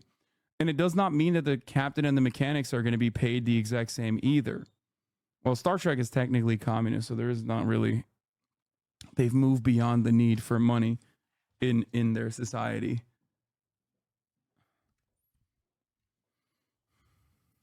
My dry cleaner uses profit to open stores and increase intake while keeping the workload on the fewest people. Yep. At my work, we have town hall meetings. They talk quarterly forecasts, blah, blah, blah. They basically dictate what's going on. In my optimal company, we go to that town hall meeting and each employee has an agenda card and we vote on a set of issues. Yes. The irony is capitalist corporations have a semblance of that. What you just described is quite literally a capitalist corporation, which is authoritarian in nature, making it seem like you have a say in the actual output of the company, making it seem like you have a say in the fucking process. So they know how this is done. They have the capacity to run it that way. They just don't want to give you the share. They don't want to give you the vote. They don't want to give you the opportunity to make demands. Because why? Because those demands would eat away at the share of profits that those at the tippy top get to dictate what to do with. Business. I want to give you a specific example because this is interesting to me. Let's just take this workplace as an example because we're all familiar with it. I started my career 10 plus years ago and I was successful. I also don't personally know like what the best what the best use case for like Marxian economist works in a global marketplace. Like I'll be the first to admit that. You know what I mean? I try to do right. I do understand that like ultimately considering that this is a capitalist global marketplace, like you have to rely on the magnanimous nature of a boss in that regard. And I would be the boss in this situation. But, you know, I don't know if there is like a mathematical equation that gives you the perfect number, the perfect dollar value. By myself with 0 employees. I made I a said lot that of money. because there's someone in the labor theory of value still applicable in a service-based economy. Follow-up, if it is like a recession year. Are employees in a social system obligated to pay you above the revenue generated by your labor, even if the value brought in by your labor nets you below living wage, such as in a bad recession year? Exactly. Like, I don't have a good answer for that question. But I do know that like in a recession year, employers in a social system are obligated to pay you above the revenue generated by your labor is not correct. Also, the idea is that like you're describing capitalist market conditions ultimately, like in terms of recession years and inflationary shocks.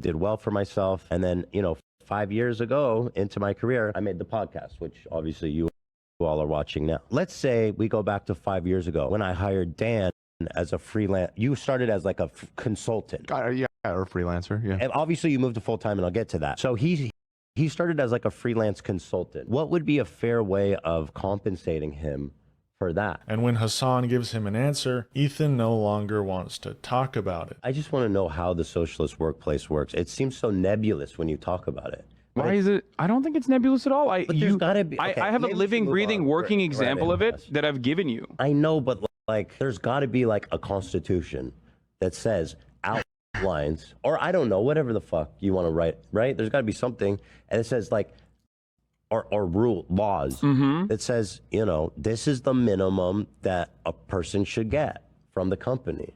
Yes. And it should be married to the output. It should be married to the productive forces. It should be married to the output. That should be pegged. We talked about this enough, though. I don't want to bore people. That should be pegged to the performance. And I think that that is the best possible way to work. I guess For the record, there was a second part of the conversation about social democracies and how they inevitably fail. I gave the first example in domestic inequality. And then I actually expanded on that to talk about the global inequality, which is the over-reliance on exploitation of the third world of developing nations, the unequal exchange with the global south. And that is obviously the broadest reaching and most consequential aspect of global capitalism. But Ethan did not want to talk about that in that situation. But I think that is like, for those of you who want me to elaborate further, it's something that I talked about quite a bit. It's something that I have talked about quite a bit, rather. But I do often I don't like to talk about it because, this is a nation in the imperial core. Many of you are watching from Western nations, so you do benefit from that. So you are a little bit of a labor arista KKK rat in that regard, which is why I think it gets touchy when people talk about that. I think we're not there yet in terms of our understanding, our class consciousness, in order to invoke class consciousness and a sense of and instill a sense of solidarity among American laborers with respect to, like, you know, the children mining minerals in fucking Congo. So there is that as well. People get really touchy about that when they start having to reckon with that reality. What also needs to be mentioned is that Marxism leftist theory do not automatically equate to a more charitable social norms either. This is to say socialism, Marxism will not make people better people. It's an economic structure, not a social one. Marxism can lead to better living outcomes, but it will still produce shitty people. It's about minimizing those people. Exactly. Just like I always say. A lot of people are hurt. Hurt people hurt people. If you fucking eliminate one of the major issues that they have in their lives, they are less likely to become unstable. They're less likely to become little freaks that say Haitians are eating cats and dogs. That's why I always say Medicare for all means for all. It includes Nazis as well. The entire goal of systemic change such as this one is to stop more Nazis from existing. The problem on that is, like, how could you possibly enforce that? No, not even enforce. How could you possibly even analyze that? Like, how much more money are we making because the janitor comes? That's where we go to the Walmart example. That, like, we are already completely aware of that. We have actuaries, we have CPAs that are working in real time, making mathematical equations to figure out exactly what not to pay people, technically, and they could be in a total social reorganization. This is also the other aspect of this story, which is that there are already pre-existing constructs within a capitalist economy that we use to the advantage of capital, and that could absolutely flip in a moment's notice, almost overnight, if magically capitalism turned into socialism. All of those forces that currently work at the behest of capital would be able to make these same mathematical equations, but this time for workers. So that is, I mean, obviously that's not going to happen, but the notion that we have no way of calculating this sort of thing is actually wrong.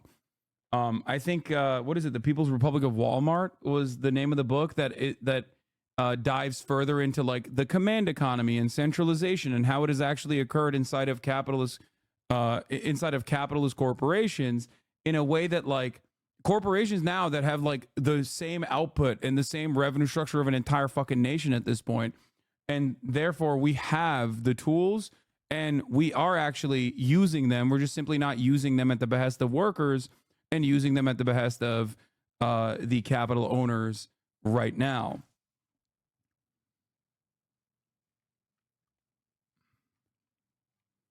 Like, look at Amazon. You know what I mean? That's an entire fucking nation state in and of itself.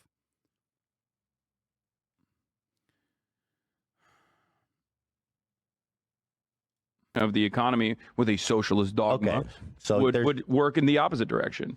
Okay. It's kind of like this. Please, let's move to another topic. Okay, I don't want to bore people. All in all, this episode was very entertaining, despite some frustrating moments from Ethan. And it even went an hour longer than usual, given how entertaining and important of a conversation it was. This Leftovers episode was definitely not a contributing factor to the conclusion of the Leftovers podcast, but it definitely was a sneak peek for what's to come. Ethan's debate purgatory ego had reached a point of no return, a final form in which Ethan could not be incorrect.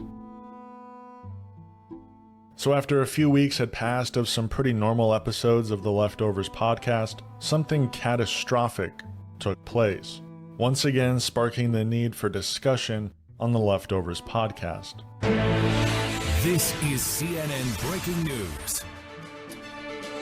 Hello and welcome. I'm Jim Sciutto in Washington. It is now 4 a.m. in Gaza, where Israel is striking back at Hamas targets after these attacks we saw play out over the last 24 hours. Prime Minister Benjamin Netanyahu says his country is at war. The militant group launched an unprecedented early morning series of attacks on Israel, firing at least 5,000. Question, brother, for a social democracy like Norway, how exactly is it exploiting the global south? For example, the Norwegian pension fund is generated primarily through surplus oil revenues even further. Norway does not exist in a vacuum. Every commodity that you purchase as a Norwegian person when you go into a Norwegian market is still in some way directly tied to the global economy, and the global economy is capitalist, and therefore, like when you are like Norwegians use iPhones, you know what I mean? It's the simplest example, right? Norwegians use iPhones. Think about the process in which you have to extract natural resource from the global south in an effort to make those iPhones, right? Like just the batteries alone are exactly what I'm talking about in terms of like social democracies still relying heavily on the exploitation of the global south. It's not, and for the record, when I explain this sort of stuff, people get very mad. They're like in their feelings. They're like, what the fuck, you do that too? And it's like, I know. I have this recognition. It is also something that is impossible to avoid. That's why leftists will say there is no ethical consumption under capitalism, because it's just impossible. You cannot exist outside of the grid, right? Let's say you try to exist outside of the grid. You bought an axe at Home Depot. You didn't make the axe yourself. You literally had certain materials inside of that axe that at some point absolutely touched basically slave labor hands. You know?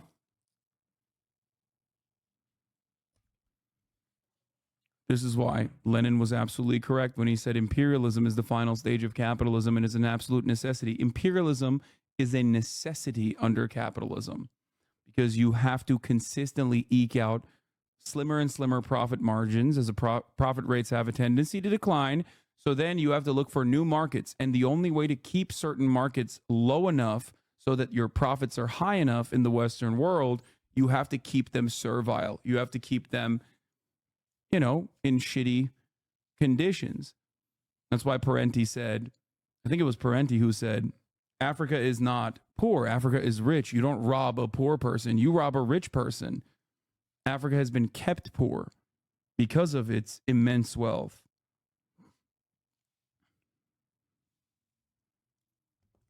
All right, maybe he said that about South America. In rockets, Israel says at least 300 Israelis are more than 1,500 wounded. This was not just rocket attacks, though. The terror group overran border. They are underdeveloped and they're not underdeveloped. They are overexploited. Crossings invaded by sea, by air, and by land, taking over entire Israeli communities in the south. We must warn you, many of these images are graphic and frightening. However, leading up to this episode, Ethan has some initial discussion of the October 7 attacks on October 9th. So over the weekend, Hamas, who is the governing, they're organization, but they're also control Gaza Strip. They somehow managed to put together this surprise invasion of into Israel, and it was, it was horrific. So far, at least 700 Israelis, which is nuts. One of the crazy things was there was a nature party, a peace party, they actually call it, ironically, and I guarantee a lot of people there were pro peace, who are anti Netanyahu and all that kind of stuff. And so yeah, for sure, they were all young. Definitely that type of crowd that is unhappy with the government. The really sad kind of crazy thing is that, I don't know if this has changed, but last that I heard, Hamas didn't even know about the party. They just happened upon it. This discussion was pretty tame, and mostly understandable coming from two Israelis after such a catastrophe took place. Ethan is not even technically Israeli, for the record, I don't think. Like, Ethan went on birthright, no? I don't think he's Israeli. Ethan even made sure to make his stance clear about the Israeli government. Not by speaking from the heart, but by reading a tweet of a note. No, he did. He has citizenship, he lived there, but he went on birthright. I think his parents might be... I don't know. I actually don't even know. Holy shit. I should know this. I know he lived in Israel. I know he lived in Israel because I remember him talking about like working in a casino and shit.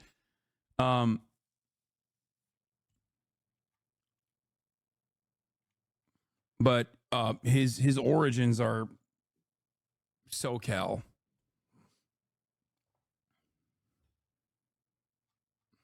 WhatsApp screenshot from 2021. You know what? Let me do this. Before I even talk about this, let me just tell you, first of all, just so it's not ambiguous about how I feel about this situation as a whole. Okay? Let me just say this. I tweeted this. I think this was when the IDF blew up some apartment building or some horrific shit in Gaza a few years ago. I said the Israeli government's making me sick. Even if Hamas is operating as civilian buildings, it doesn't justify the total destruction of that building. It's inhumane. Netanyahu's a piece of shit warmonger. It needs to go. As a dual citizen, I love Israel and the Israeli people. They deserve a government that actually believes in peace and not force and violence. The ultra-right Jewish settlers... It's like saying you're not American because you grew up in Turkey. Come on, dude. No, I didn't know that he had Israeli citizenship. Someone corrected me and said that he does. But like culturally, like I don't think Ethan is Israeli culturally. I think Ethan is fucking American. Like, what are we talking about? It also doesn't even fucking matter, honestly. Like, we're not talking about his background. We're talking about what he is saying. Also, this is very important for the record. They're shameless and hateful, fueled by religious zeal and enabled by the Israeli government. Ultra-right Jewish settlers. I wish settling and repossession land would stop. I wish the bombing in Gaza would stop. Gazans deserve to live in life free of fear. For all the crimes Hamas has committed, we must always remember that they are not Palestine. The Israeli government holds all the power, and it is on them to stop the violence and show a true willingness for peace. So, settlers among the greatest provocateurs in the world. This is in They're May shameless, 15, hateful, 2021, fueled Chad. by Remember religious that. zeal and enabled by the Israeli government. I wish the settling and repossession of Palestinian land would stop. I wish the bombing in Gaza would stop. Gazans deserve to live a life free of fear. For all the crimes Hamas has committed, we must always remember that they are not Palestine. The Israeli government holds all the power and is on them to stop the violence and show a true willingness for peace. Okay. For the record, like this right here in May 15, 2021 is like 90% there. You know what I mean? It recognized the humanity of Palestinians. Like, yes, it's not like, it still treats Hamas as like an aberration, as a separate entity, as a group that, like, it doesn't come with the conclusion that like people that are pushed into a corner that feel like they have no way out of that corner were inevitably going to lash back, right?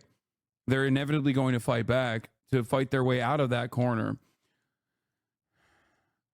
There are definitely anti-Semites in this chat law. Point to them and we'll ban them. But if you can't find like at least a couple right now that we haven't banned already, I'm going to ban you. Point to them right now. You'd be doing us a service. This is not something that is ever tolerated. If you've been in here since 2024, July 17th, you would know that. You should know that. We smoke Nazis on a fucking daily basis. Is that chatter even Jewish, Lamau? One of those of us who are would be the first to point him out? Yeah, exactly. Maybe. He might be. Who knows?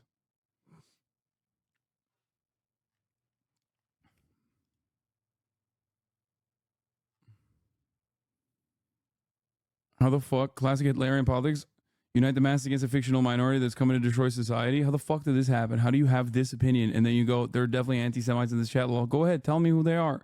Aaron Lopez.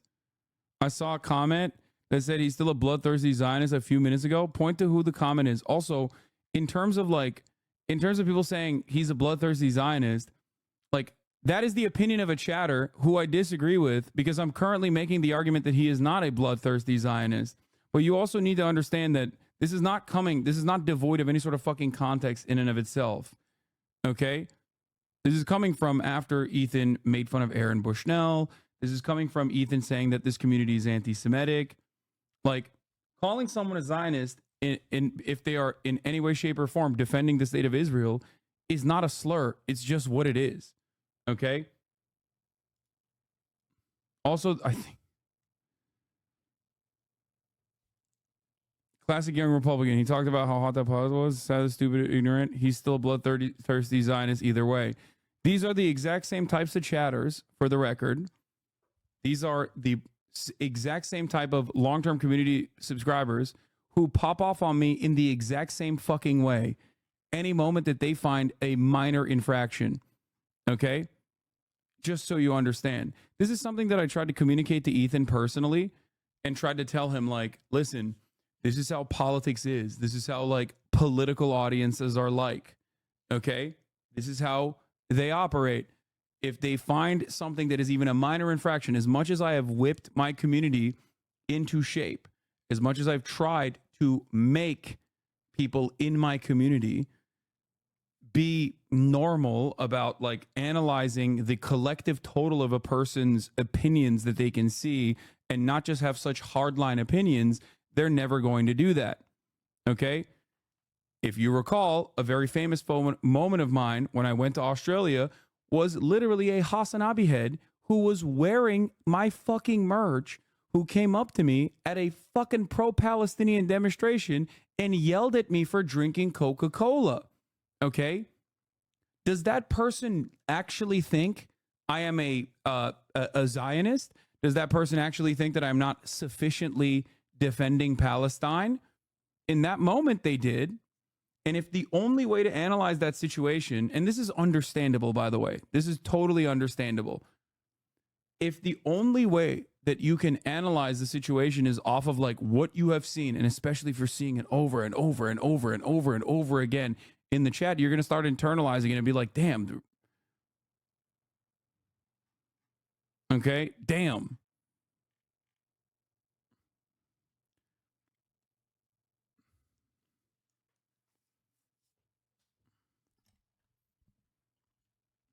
I yell at chatters like this on a daily fucking basis.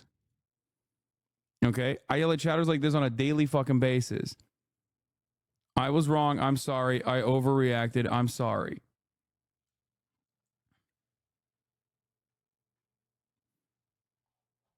This statement that Ethan is reading here is the same type of statement that libs make when Trump is in power. Same vibe. Talk until there are real stakes for you and you have to do something.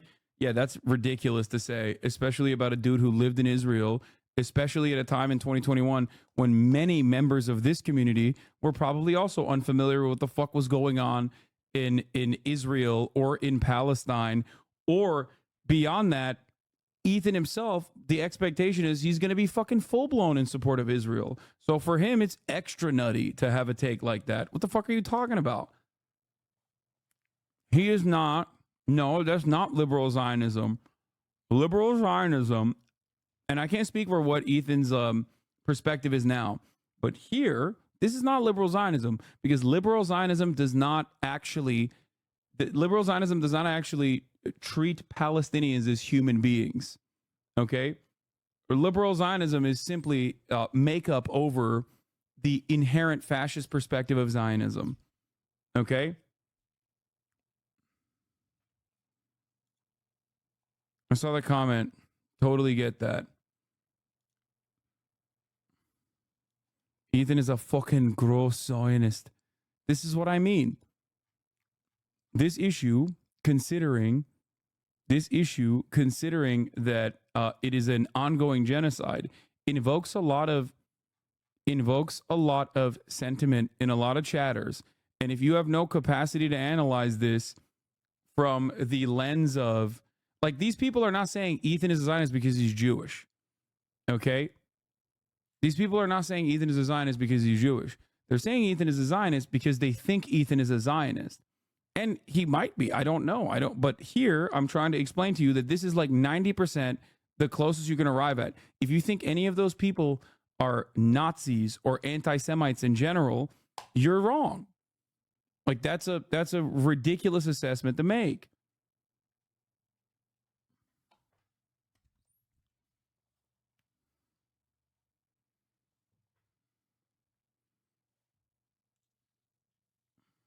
Who doesn't think Ethan is a Zionist? He's a self-described one. So, just so it's not unambiguous. Now, I wouldn't say this discussion was completely tame, as Ethan got quite caught up in the timing of it all, criticizing people for saying free Palestine as the attacks were taking place. I think what people don't understand when they say that. Are you making the comparison to the Australian girl because you think Chatter's calling Ethan a Zionist is the same as her? No, I'm not. I'm using that as an example of, like, people yell at me all the fucking time too. There is a level of validity to the criticisms, especially if that's your output, especially if that is what you're communicating to people, people that are outside of my immediate community, mind you. So that's another thing that you have to recognize. This is why I started off the conversation by talking about This is why I started off the conversation by talking about, what was I saying? Holy shit. Talking about how there are members in his own community that are completely removed from mine that would much rather watch him than me that might still have these kinds of opinions. Okay? They have these exact same kinds of opinions regardless. It has nothing to do with me at all. And if you mistake that kind of criticism that you're receiving from your very progressive community with like me egging them on, then you're missing the forest for the trees to a certain degree. Does that make sense? That is simply the point I was making originally. I think chatters are confused because Zionist is consistently used to replace Jews. Sometimes it's understandably difficult, especially as a Jewish person myself, to distinguish how the term is being used. That's why I don't like to call people Zionists. Instead, call them pro-Israel since it fits the title best. I don't want my words to be misconstrued as saying Jew, so I don't exactly love to call people Zionists. Yeah, I mean, but objectively, you are a Zionist. What? Yes, you're right. I am. I am pro only the Israeli state from the river to the sea. You caught me. Okay. I am pro ad break. I'm pro ad break for you and you only.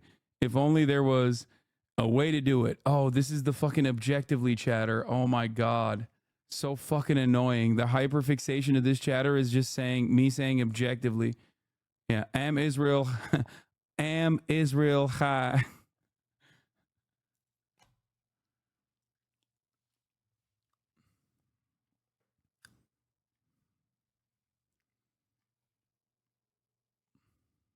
That is like what it means to somebody in Here's Israel who's going right through now. grieving right now of so many people around them and their life as it used to be. Nobody knows right now what to expect and how long this war is going to last. Like when you come out and say free Palestine after they just lost everybody, they have children taken away from them. That's not, if you're really for humanitarian reasons, that's not. No, like I disagree with this. You know, much love to Gila, but I disagree with this sentiment. Saying free Palestine in that moment it comes with the recognition of all of the things that happened on October 6th, on October 5, on October 4, on October 3rd. It comes with the recognition of, at the time, 75 years of apartheid, right? Like, that is the reality. And this is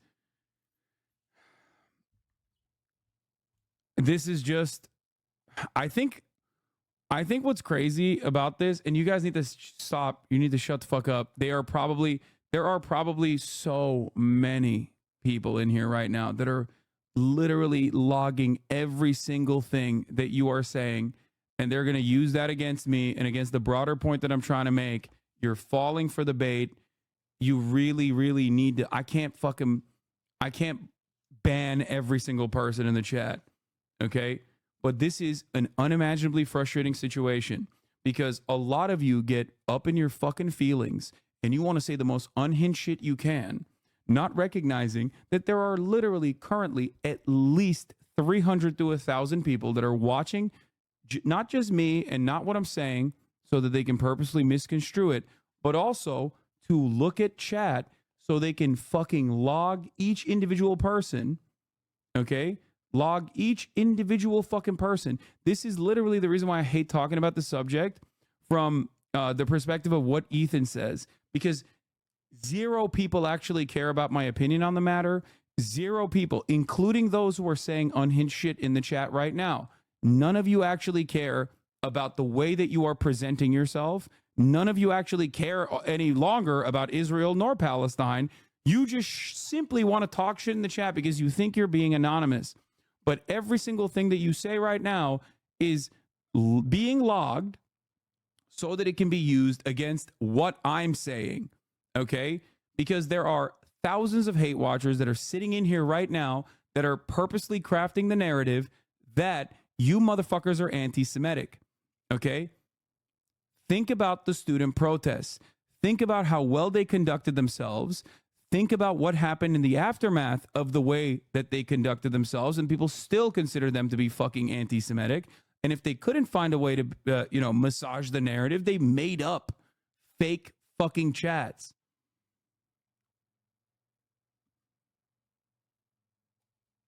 Okay? I'm going to put the fucking chat in emote mode because a lot of you are fucking annoying. And if you think you can get away with this shit in the Discord as well, I will ban you from Discord too. Okay? Many of you want me to cover subject matter like this because you love fucking drama. All right? But in an effort, even when I'm doing it, you can't fucking hold yourself back. You get so autistic. Like your hyperfixation turns into just saying the most like unhinged shit, knowing full well that someone is out there just fucking logging every single time someone in here says some fucking unhinged shit that you wouldn't personally agree with, if you had a calmer mind. But in that moment, it doesn't matter. Your community does not understand that they're taking bait from other communities when they drama bait this shit. They're hurting you by doing this, by tweeting shit, by saying shit in Discord. Exactly. Because absolutely zero people care about my well thought out, well balanced perspective on this issue. Most people simply want to say Hasan hates Ethan because he's Jewish. Okay? And you are just giving people an opportunity for them to craft a wonderful narrative like that, undoing a decade of work I've put into, one, shitting on anti-Semites, and two, being a fucking anti-Zionist, because you just learned about Gaza yesterday, okay? And you are hyper passionate, and you want to show everybody how fucking passionate you are. And the only mechanism to show how passionate and how with Gaza you are is by fucking chirping about a content creator you see on screen and calling them a fucking Nazi, okay? Shut the fuck up.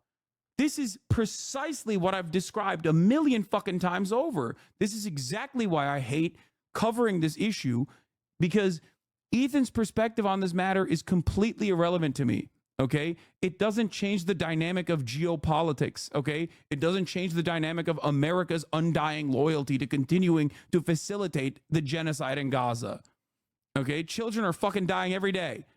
You saying Hila is a Nazi is not going to save anyone. It's just going to make you look like a fucking asshole. And it's going to make me look like a fucking asshole, because they're going to clip that and turn around and say, see, this is the community he's fostered. And you don't even fucking believe that anyway.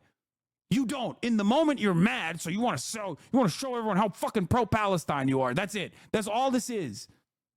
It's understandable to be passionate about this issue, but you also have to recognize the environment that you're in, okay? A lot of you dumb fucks don't understand that the American government and the way that they analyze pro-Palestinian sentiment is just, you're a terrorist, okay? They currently are literally behind closed doors going, how the fuck do we deal with so many goddamn children talking about how much they love Hamas, okay? Shut the fuck up. It's very annoying. And let me tell you, okay, people that have fucking been doing this for years have definitely a very different framework of how to carry on their message. Okay? You think fucking, what's his name, Muin Rabban, or any number of different like Muslim commentators, think about the way they fucking carry themselves. Think about the way they talk about this issue. Why do you think they talk about this issue like this? You think Rashid Khalidi is going to fucking say shit like this? You think Edward Said would have said shit like this? No. You want to know why? Because they understand the fucking environment they're in. I've been saying this since October 7. Never think that you can be even remotely as callous as someone who defends Israel, okay? They can say everything about you and you can say nothing. You have to put your best foot forward, okay? You should never, ever, ever say shit like this. God damn, you live in America.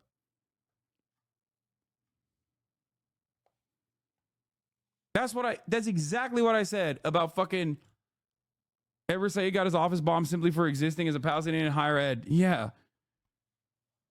People who have been in favor of Palestinian emancipation, especially those from Arab background or from Muslim backgrounds, have known this reality for fucking decades.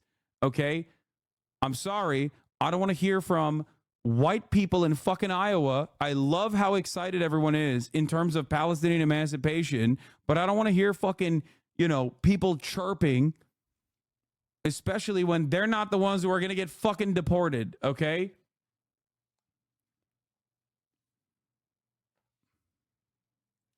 I just wish your young viewers who are borderline obsessive about you would trust what you say on the shit.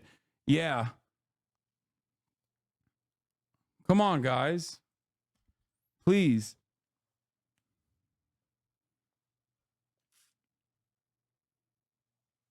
Being a leftist is about getting shit on every damn day of the fucking week, okay?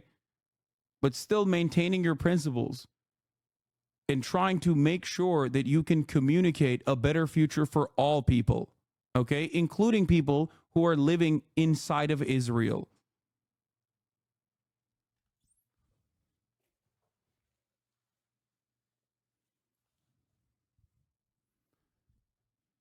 Very disappointing. But now you know why I don't fucking talk about this shit that much from this perspective. Now you know why I don't talk about what Ethan has said about me, because some of you dumb fucks do get fucking out of control.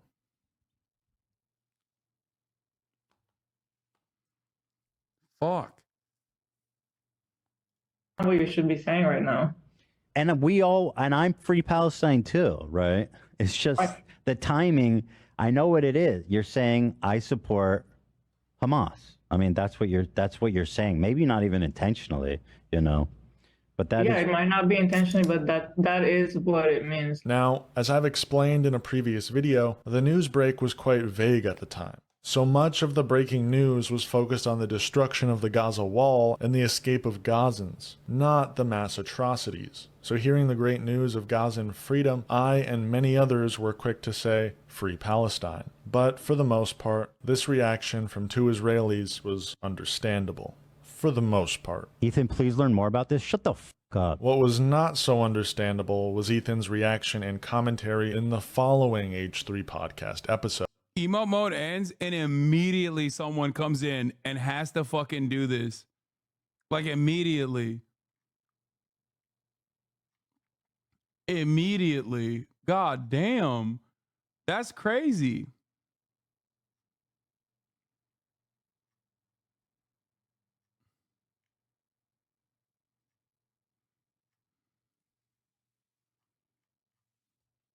That's crazy. Y'all can't behave at all.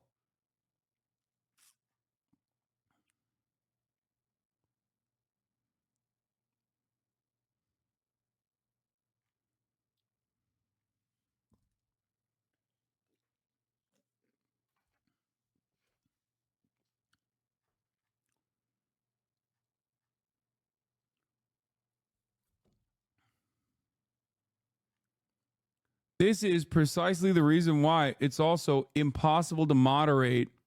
It's impossible to moderate to that degree a massive community.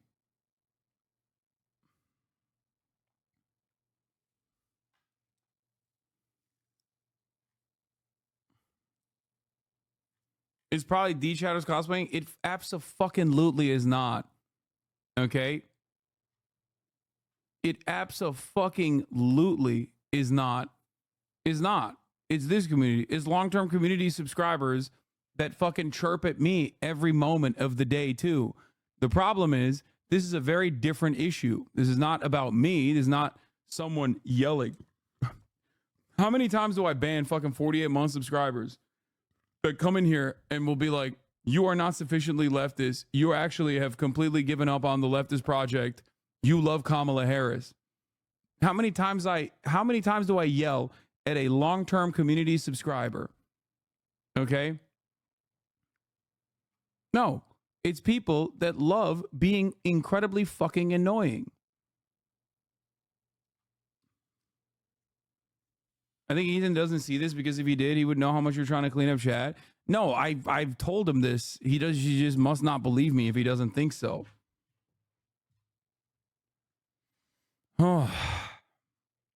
Be normal, dude. Be fucking normal. You're not doing praxis by typing in a fucking Twitch chat.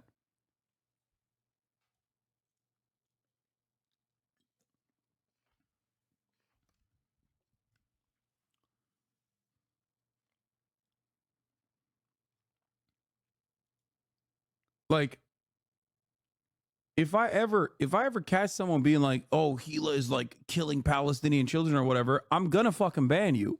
You're an unhinged psycho, dude. You're a fucking weirdo. Okay? Sorry, you are.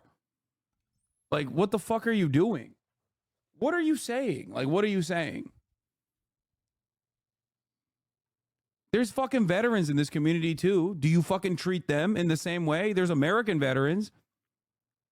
Like, what the fuck are you talking about? Like, do you not live in the real world? Like, what do you, this conversation is so frustrating because it like breaks the boundary of the real world and online shit, because the people that we're talking about are people that I know in the real world. Okay? Is that what you do to your fucking uncle who's a veteran, or to your cousin who's a veteran? You walk up to him and you're like, fuck you, you fucking rape and kill 14-year-olds, you fucking piece of shit. I hope you enjoyed your fucking trip to Iraq. Is that what you do? You're such a fucking base leftist. You're the Mr. Troop Exploder. Shut the fuck up. Be fucking normal, man. Jesus Christ. And when people say that about all American vets, I yell at them too. No, it's because you normally have the smoke for other dumbass YouTubers except E-tard. Like, this is what I mean. Okay?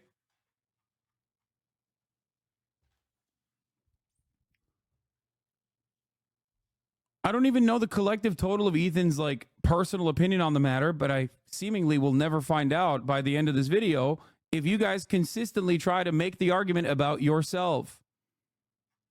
Okay? Have the smoke. The fuck do you mean have the smoke?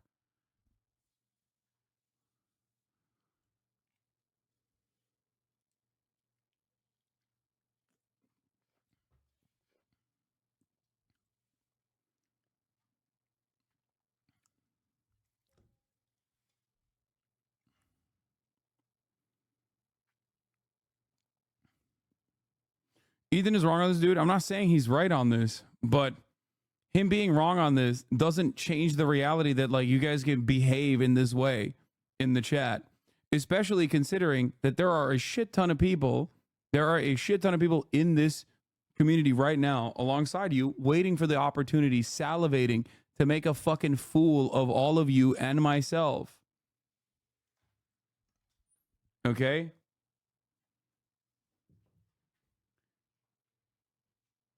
So, where for whatever reason, Ethan decided to pick a fight with a Muslim woman who happened to be one of Hasan's mods, a Lebanese I don't chirp at you. I'm trying to be my most best faith, honest self. I promise I have family in Israel and lost so many friends and connections from advocating for Palestine. I don't live in Ohio and I don't have an issue with anyone at H3. I think Ethan should just know better and give you and your community a sliver of grace you award him. Yeah, I agree. No, I don't disagree with you. It's just that this very reasonable take that you just mentioned is not going to make it to the fucking supercut that like Boner Chelly's fucking genocide loving community is salivating to make. No one is going to hear this. They're only going to see the fucking random dipshits in the chat being like, this guy's a bloodthirsty Zionist. Oh, fuck you. Okay. Do you salute soldiers over time? You see them always. I suck them off too.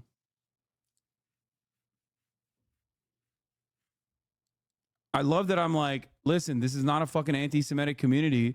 And then chatters are like desperately trying to present it in a way as unhinged as possible so that outsiders who are themselves anti-Semitic half the fucking time can present it as though this community is anti-Semitic because it's so passionately anti-Israel. Okay? You have no understanding of how like the average normie fucking looks at this situation because you're trapped in this echo chamber here. Okay? You think everyone has the same exact opinions as you do. No.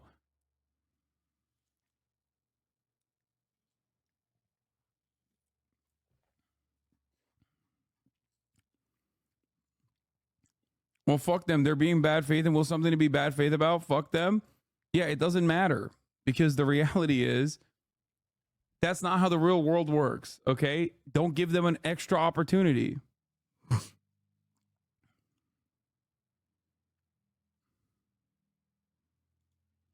Twitch streamer by the name Frogan. I don't know if this is I guess this is turning into a drama that I can talk about. Is that this girl Frogan? Frogan. Oh, Frogan? That's what I'm saying. I don't even know how to say her name. I just followed her because you know, there was a lot of mutuals that were following her, and she seemed like a nice person, so that's why I followed her. She was a mod for Hasan, and me and Lena are friends with her as well. Okay.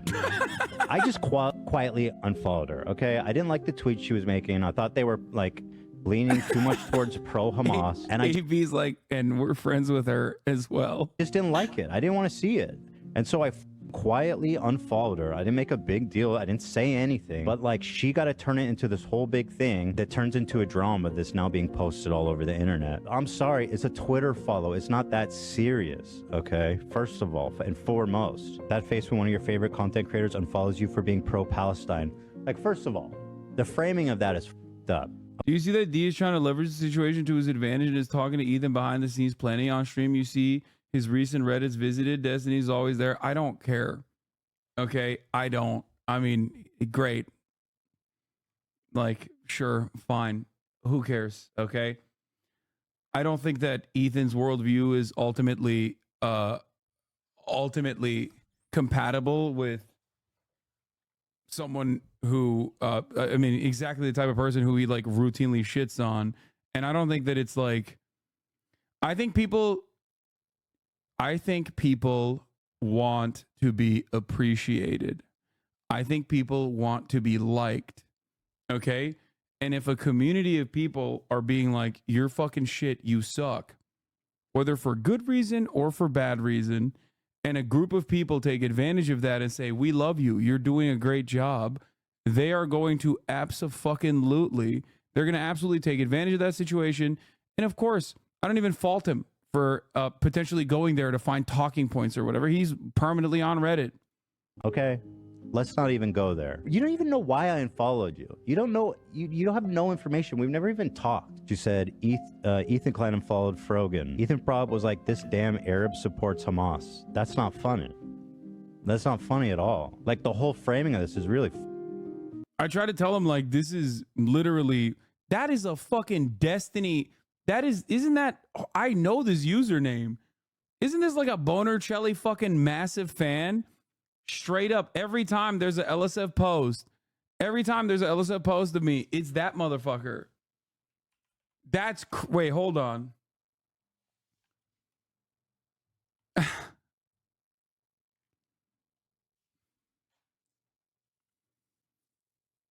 How do I know usernames? Why do I know a Redditor? Because this motherfucker has posted so many LSF clips of me that they know him on LSF.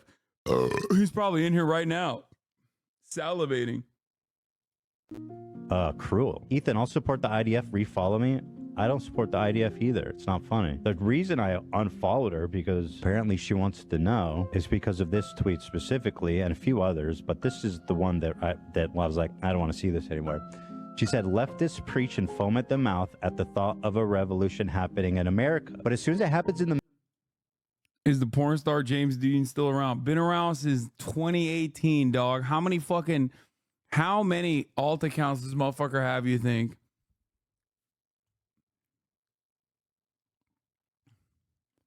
He got banned in 2021. He is clipped. He is like one of my top 5 clippers. Jobless ass.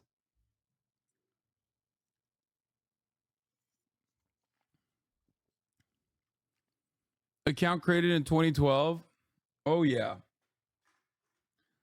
Fucking real freak.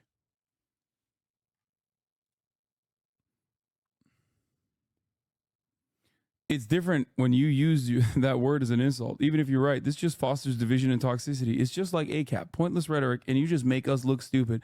Us, motherfucker, you've been a hater. You've been a hater for years. Us.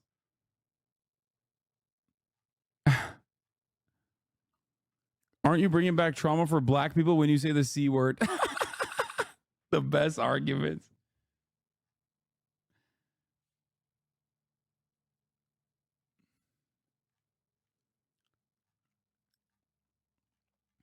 Most recent clip of you was from 3 months ago. I feel like that corresponds to LSF's like ban of Destiny Hasan clips.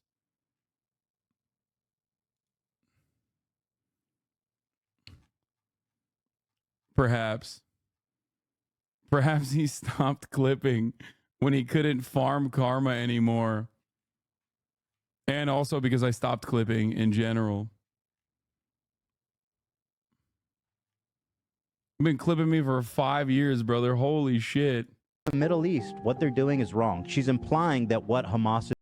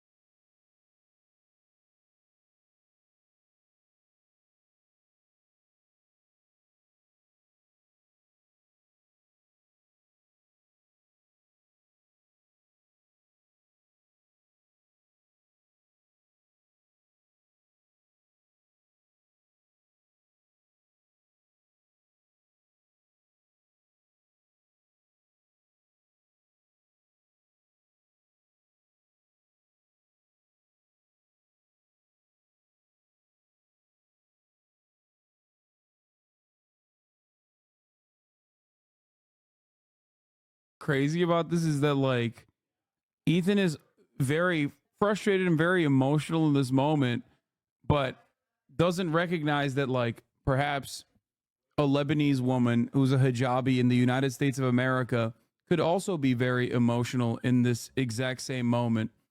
You know what I mean?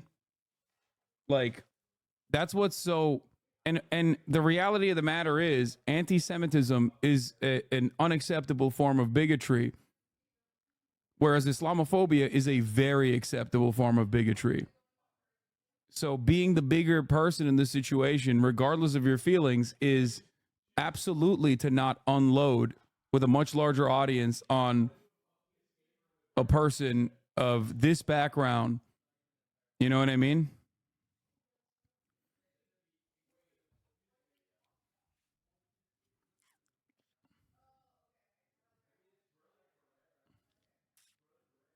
She was ultimately correct, though. Ethan did unfollow her because she seemed too pro-Hamas for his taste. Now he's so angry and doing the how dare you bit. Like,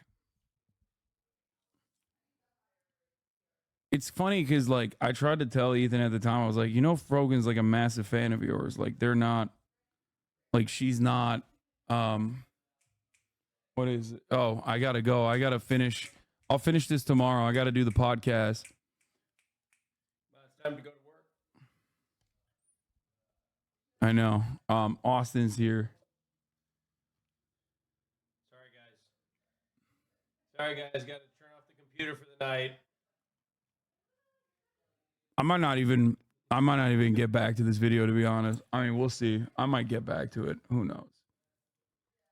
The thing I hate more than anything else is that, like, you guys know what my opinion is on the things that actually do matter.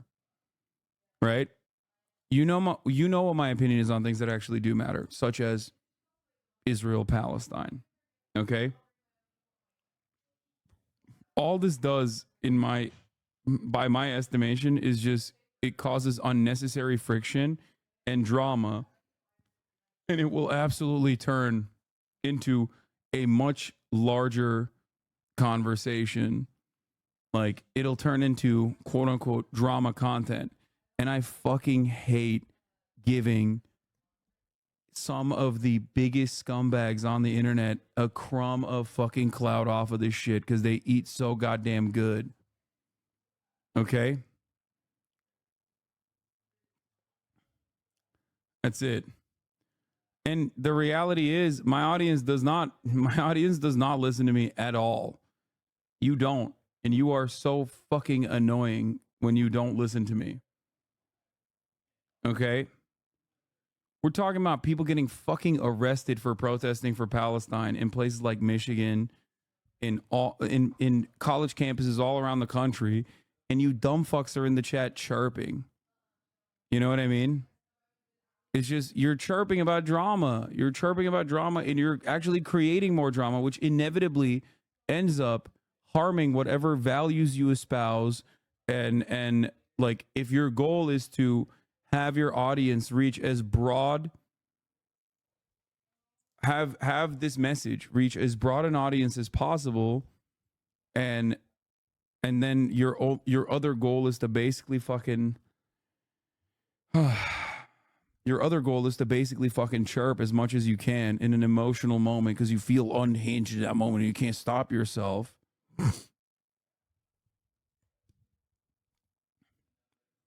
Then you have to always remember, I said it after October 7th and it bears repeating now, advocates for Palestine must be 100 times more careful than defenders of Israeli apartheid and genocide, since there's a whole ecosystem to smear and ostracize pro-Palestinian voices. It's not fair, but it is what it is. Exactly. Do not let your interest in fucking chirping in the chat get in the way of you trying to communicate a much more important desire for a free Palestine. And you do that.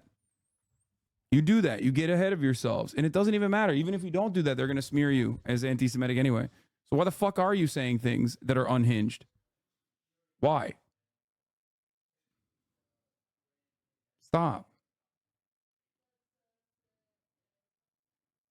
It's like so much brigade. This reaction to this video is precisely why Leftovers ended. Okay? Because it's no longer about an emotional subject such as genocide, okay? But it's an emotional subject with an association of two communities that are at odds with one another and are very parasocially invested in the outcome, okay? That's it. That's it. I can't even get through a fucking video for 33 minutes before chat starts fucking going crazy, okay?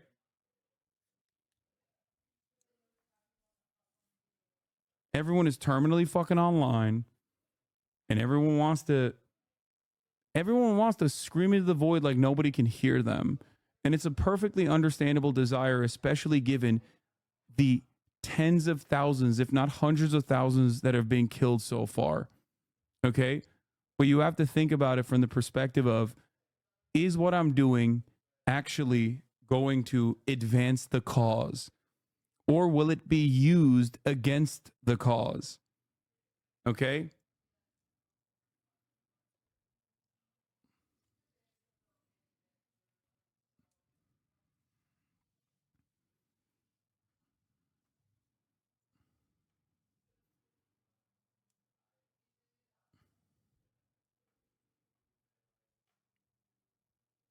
That's why. And that's also precisely the reason why I don't fucking, like, no matter what Ethan says, I don't cover it.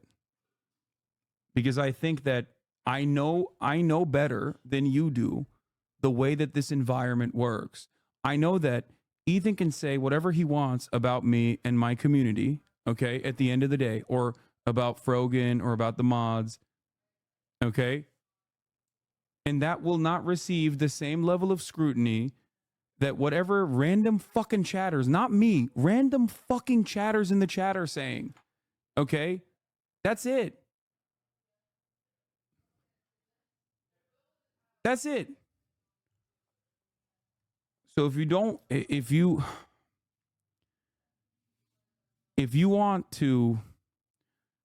can't think about it from the perspective of just like being normal and not insane and unhinged, okay?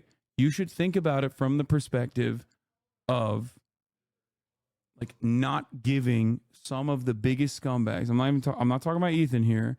I'm talking about all of the other communities that will eat good off of even this amount of coverage. Okay? They will comb through this entire chat and comb through what I said to find any moment that they can to frame completely out of context and to make really false, hurtful accusations that they know are false, but they don't care, in an effort to launch an endless sequence of attacks and continue the drama. Meanwhile, people that I know, that I talk to, are still at death's doorstep in fucking Gaza. Okay? Israel is moving into the West Bank. They're harassing journalists.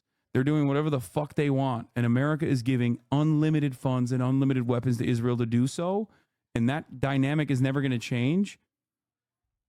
And all you've done in that circumstance is basically deflate one vector of criticism against that by leaning in to your unhinged and oftentimes narcissistic desires.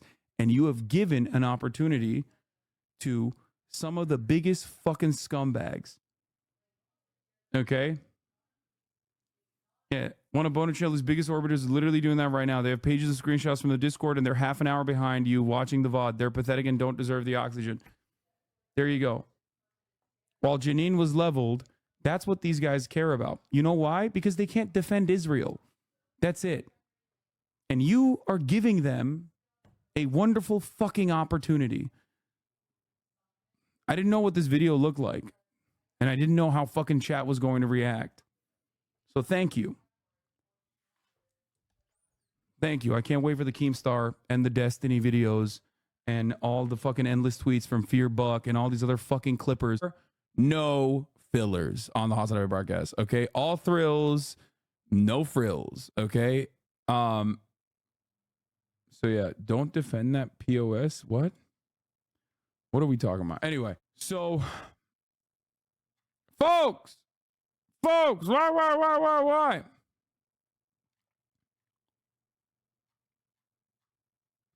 What was I going to say? Oh, so personal news wise, I ended the broadcast. We watched a YouTube video that was really good, and I highly recommend you guys check it out. It's by Comrade Casey in the chat, also known as, I believe, North Star Radio. Is that what it is? Is that what his YouTube name is? I forget. But yeah, we I will not be watching the rest of it because it's just like unnecessary drama. I'm not gonna finish the video, but you guys can watch it on your own time if you would like. You know, it's all good. I just don't want like I don't want drama to get in the way of like coverage, content, things that I want to talk about, and I fear that this is not an appropriate medium for it, considering that there's a lot of eyeballs and attention on people that like don't actually care about the content itself, don't care about the people involved, don't care about like the underlying genocide that is ongoing in the background of all of this, and they just want to fucking farm it. So I don't think it's a appropriate thing to do. I don't want to give them any fucking clout whatsoever. It's not about Ethan at all. It's not about like the crossover fans, like leftovers fans at all. You know, there are a lot of people who just like salivate at the prospect of making money off of this, especially those who are like permanently in support of Israel's genocide, and I don't think that that's cool. I don't want to give them extra fucking, ad revenue and dollars and stuff. So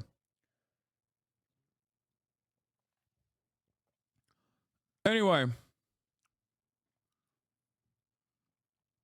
everyone should remain respectful to all parties involved, regardless of what they may or may not say. I don't really personally care, and neither should you. All right.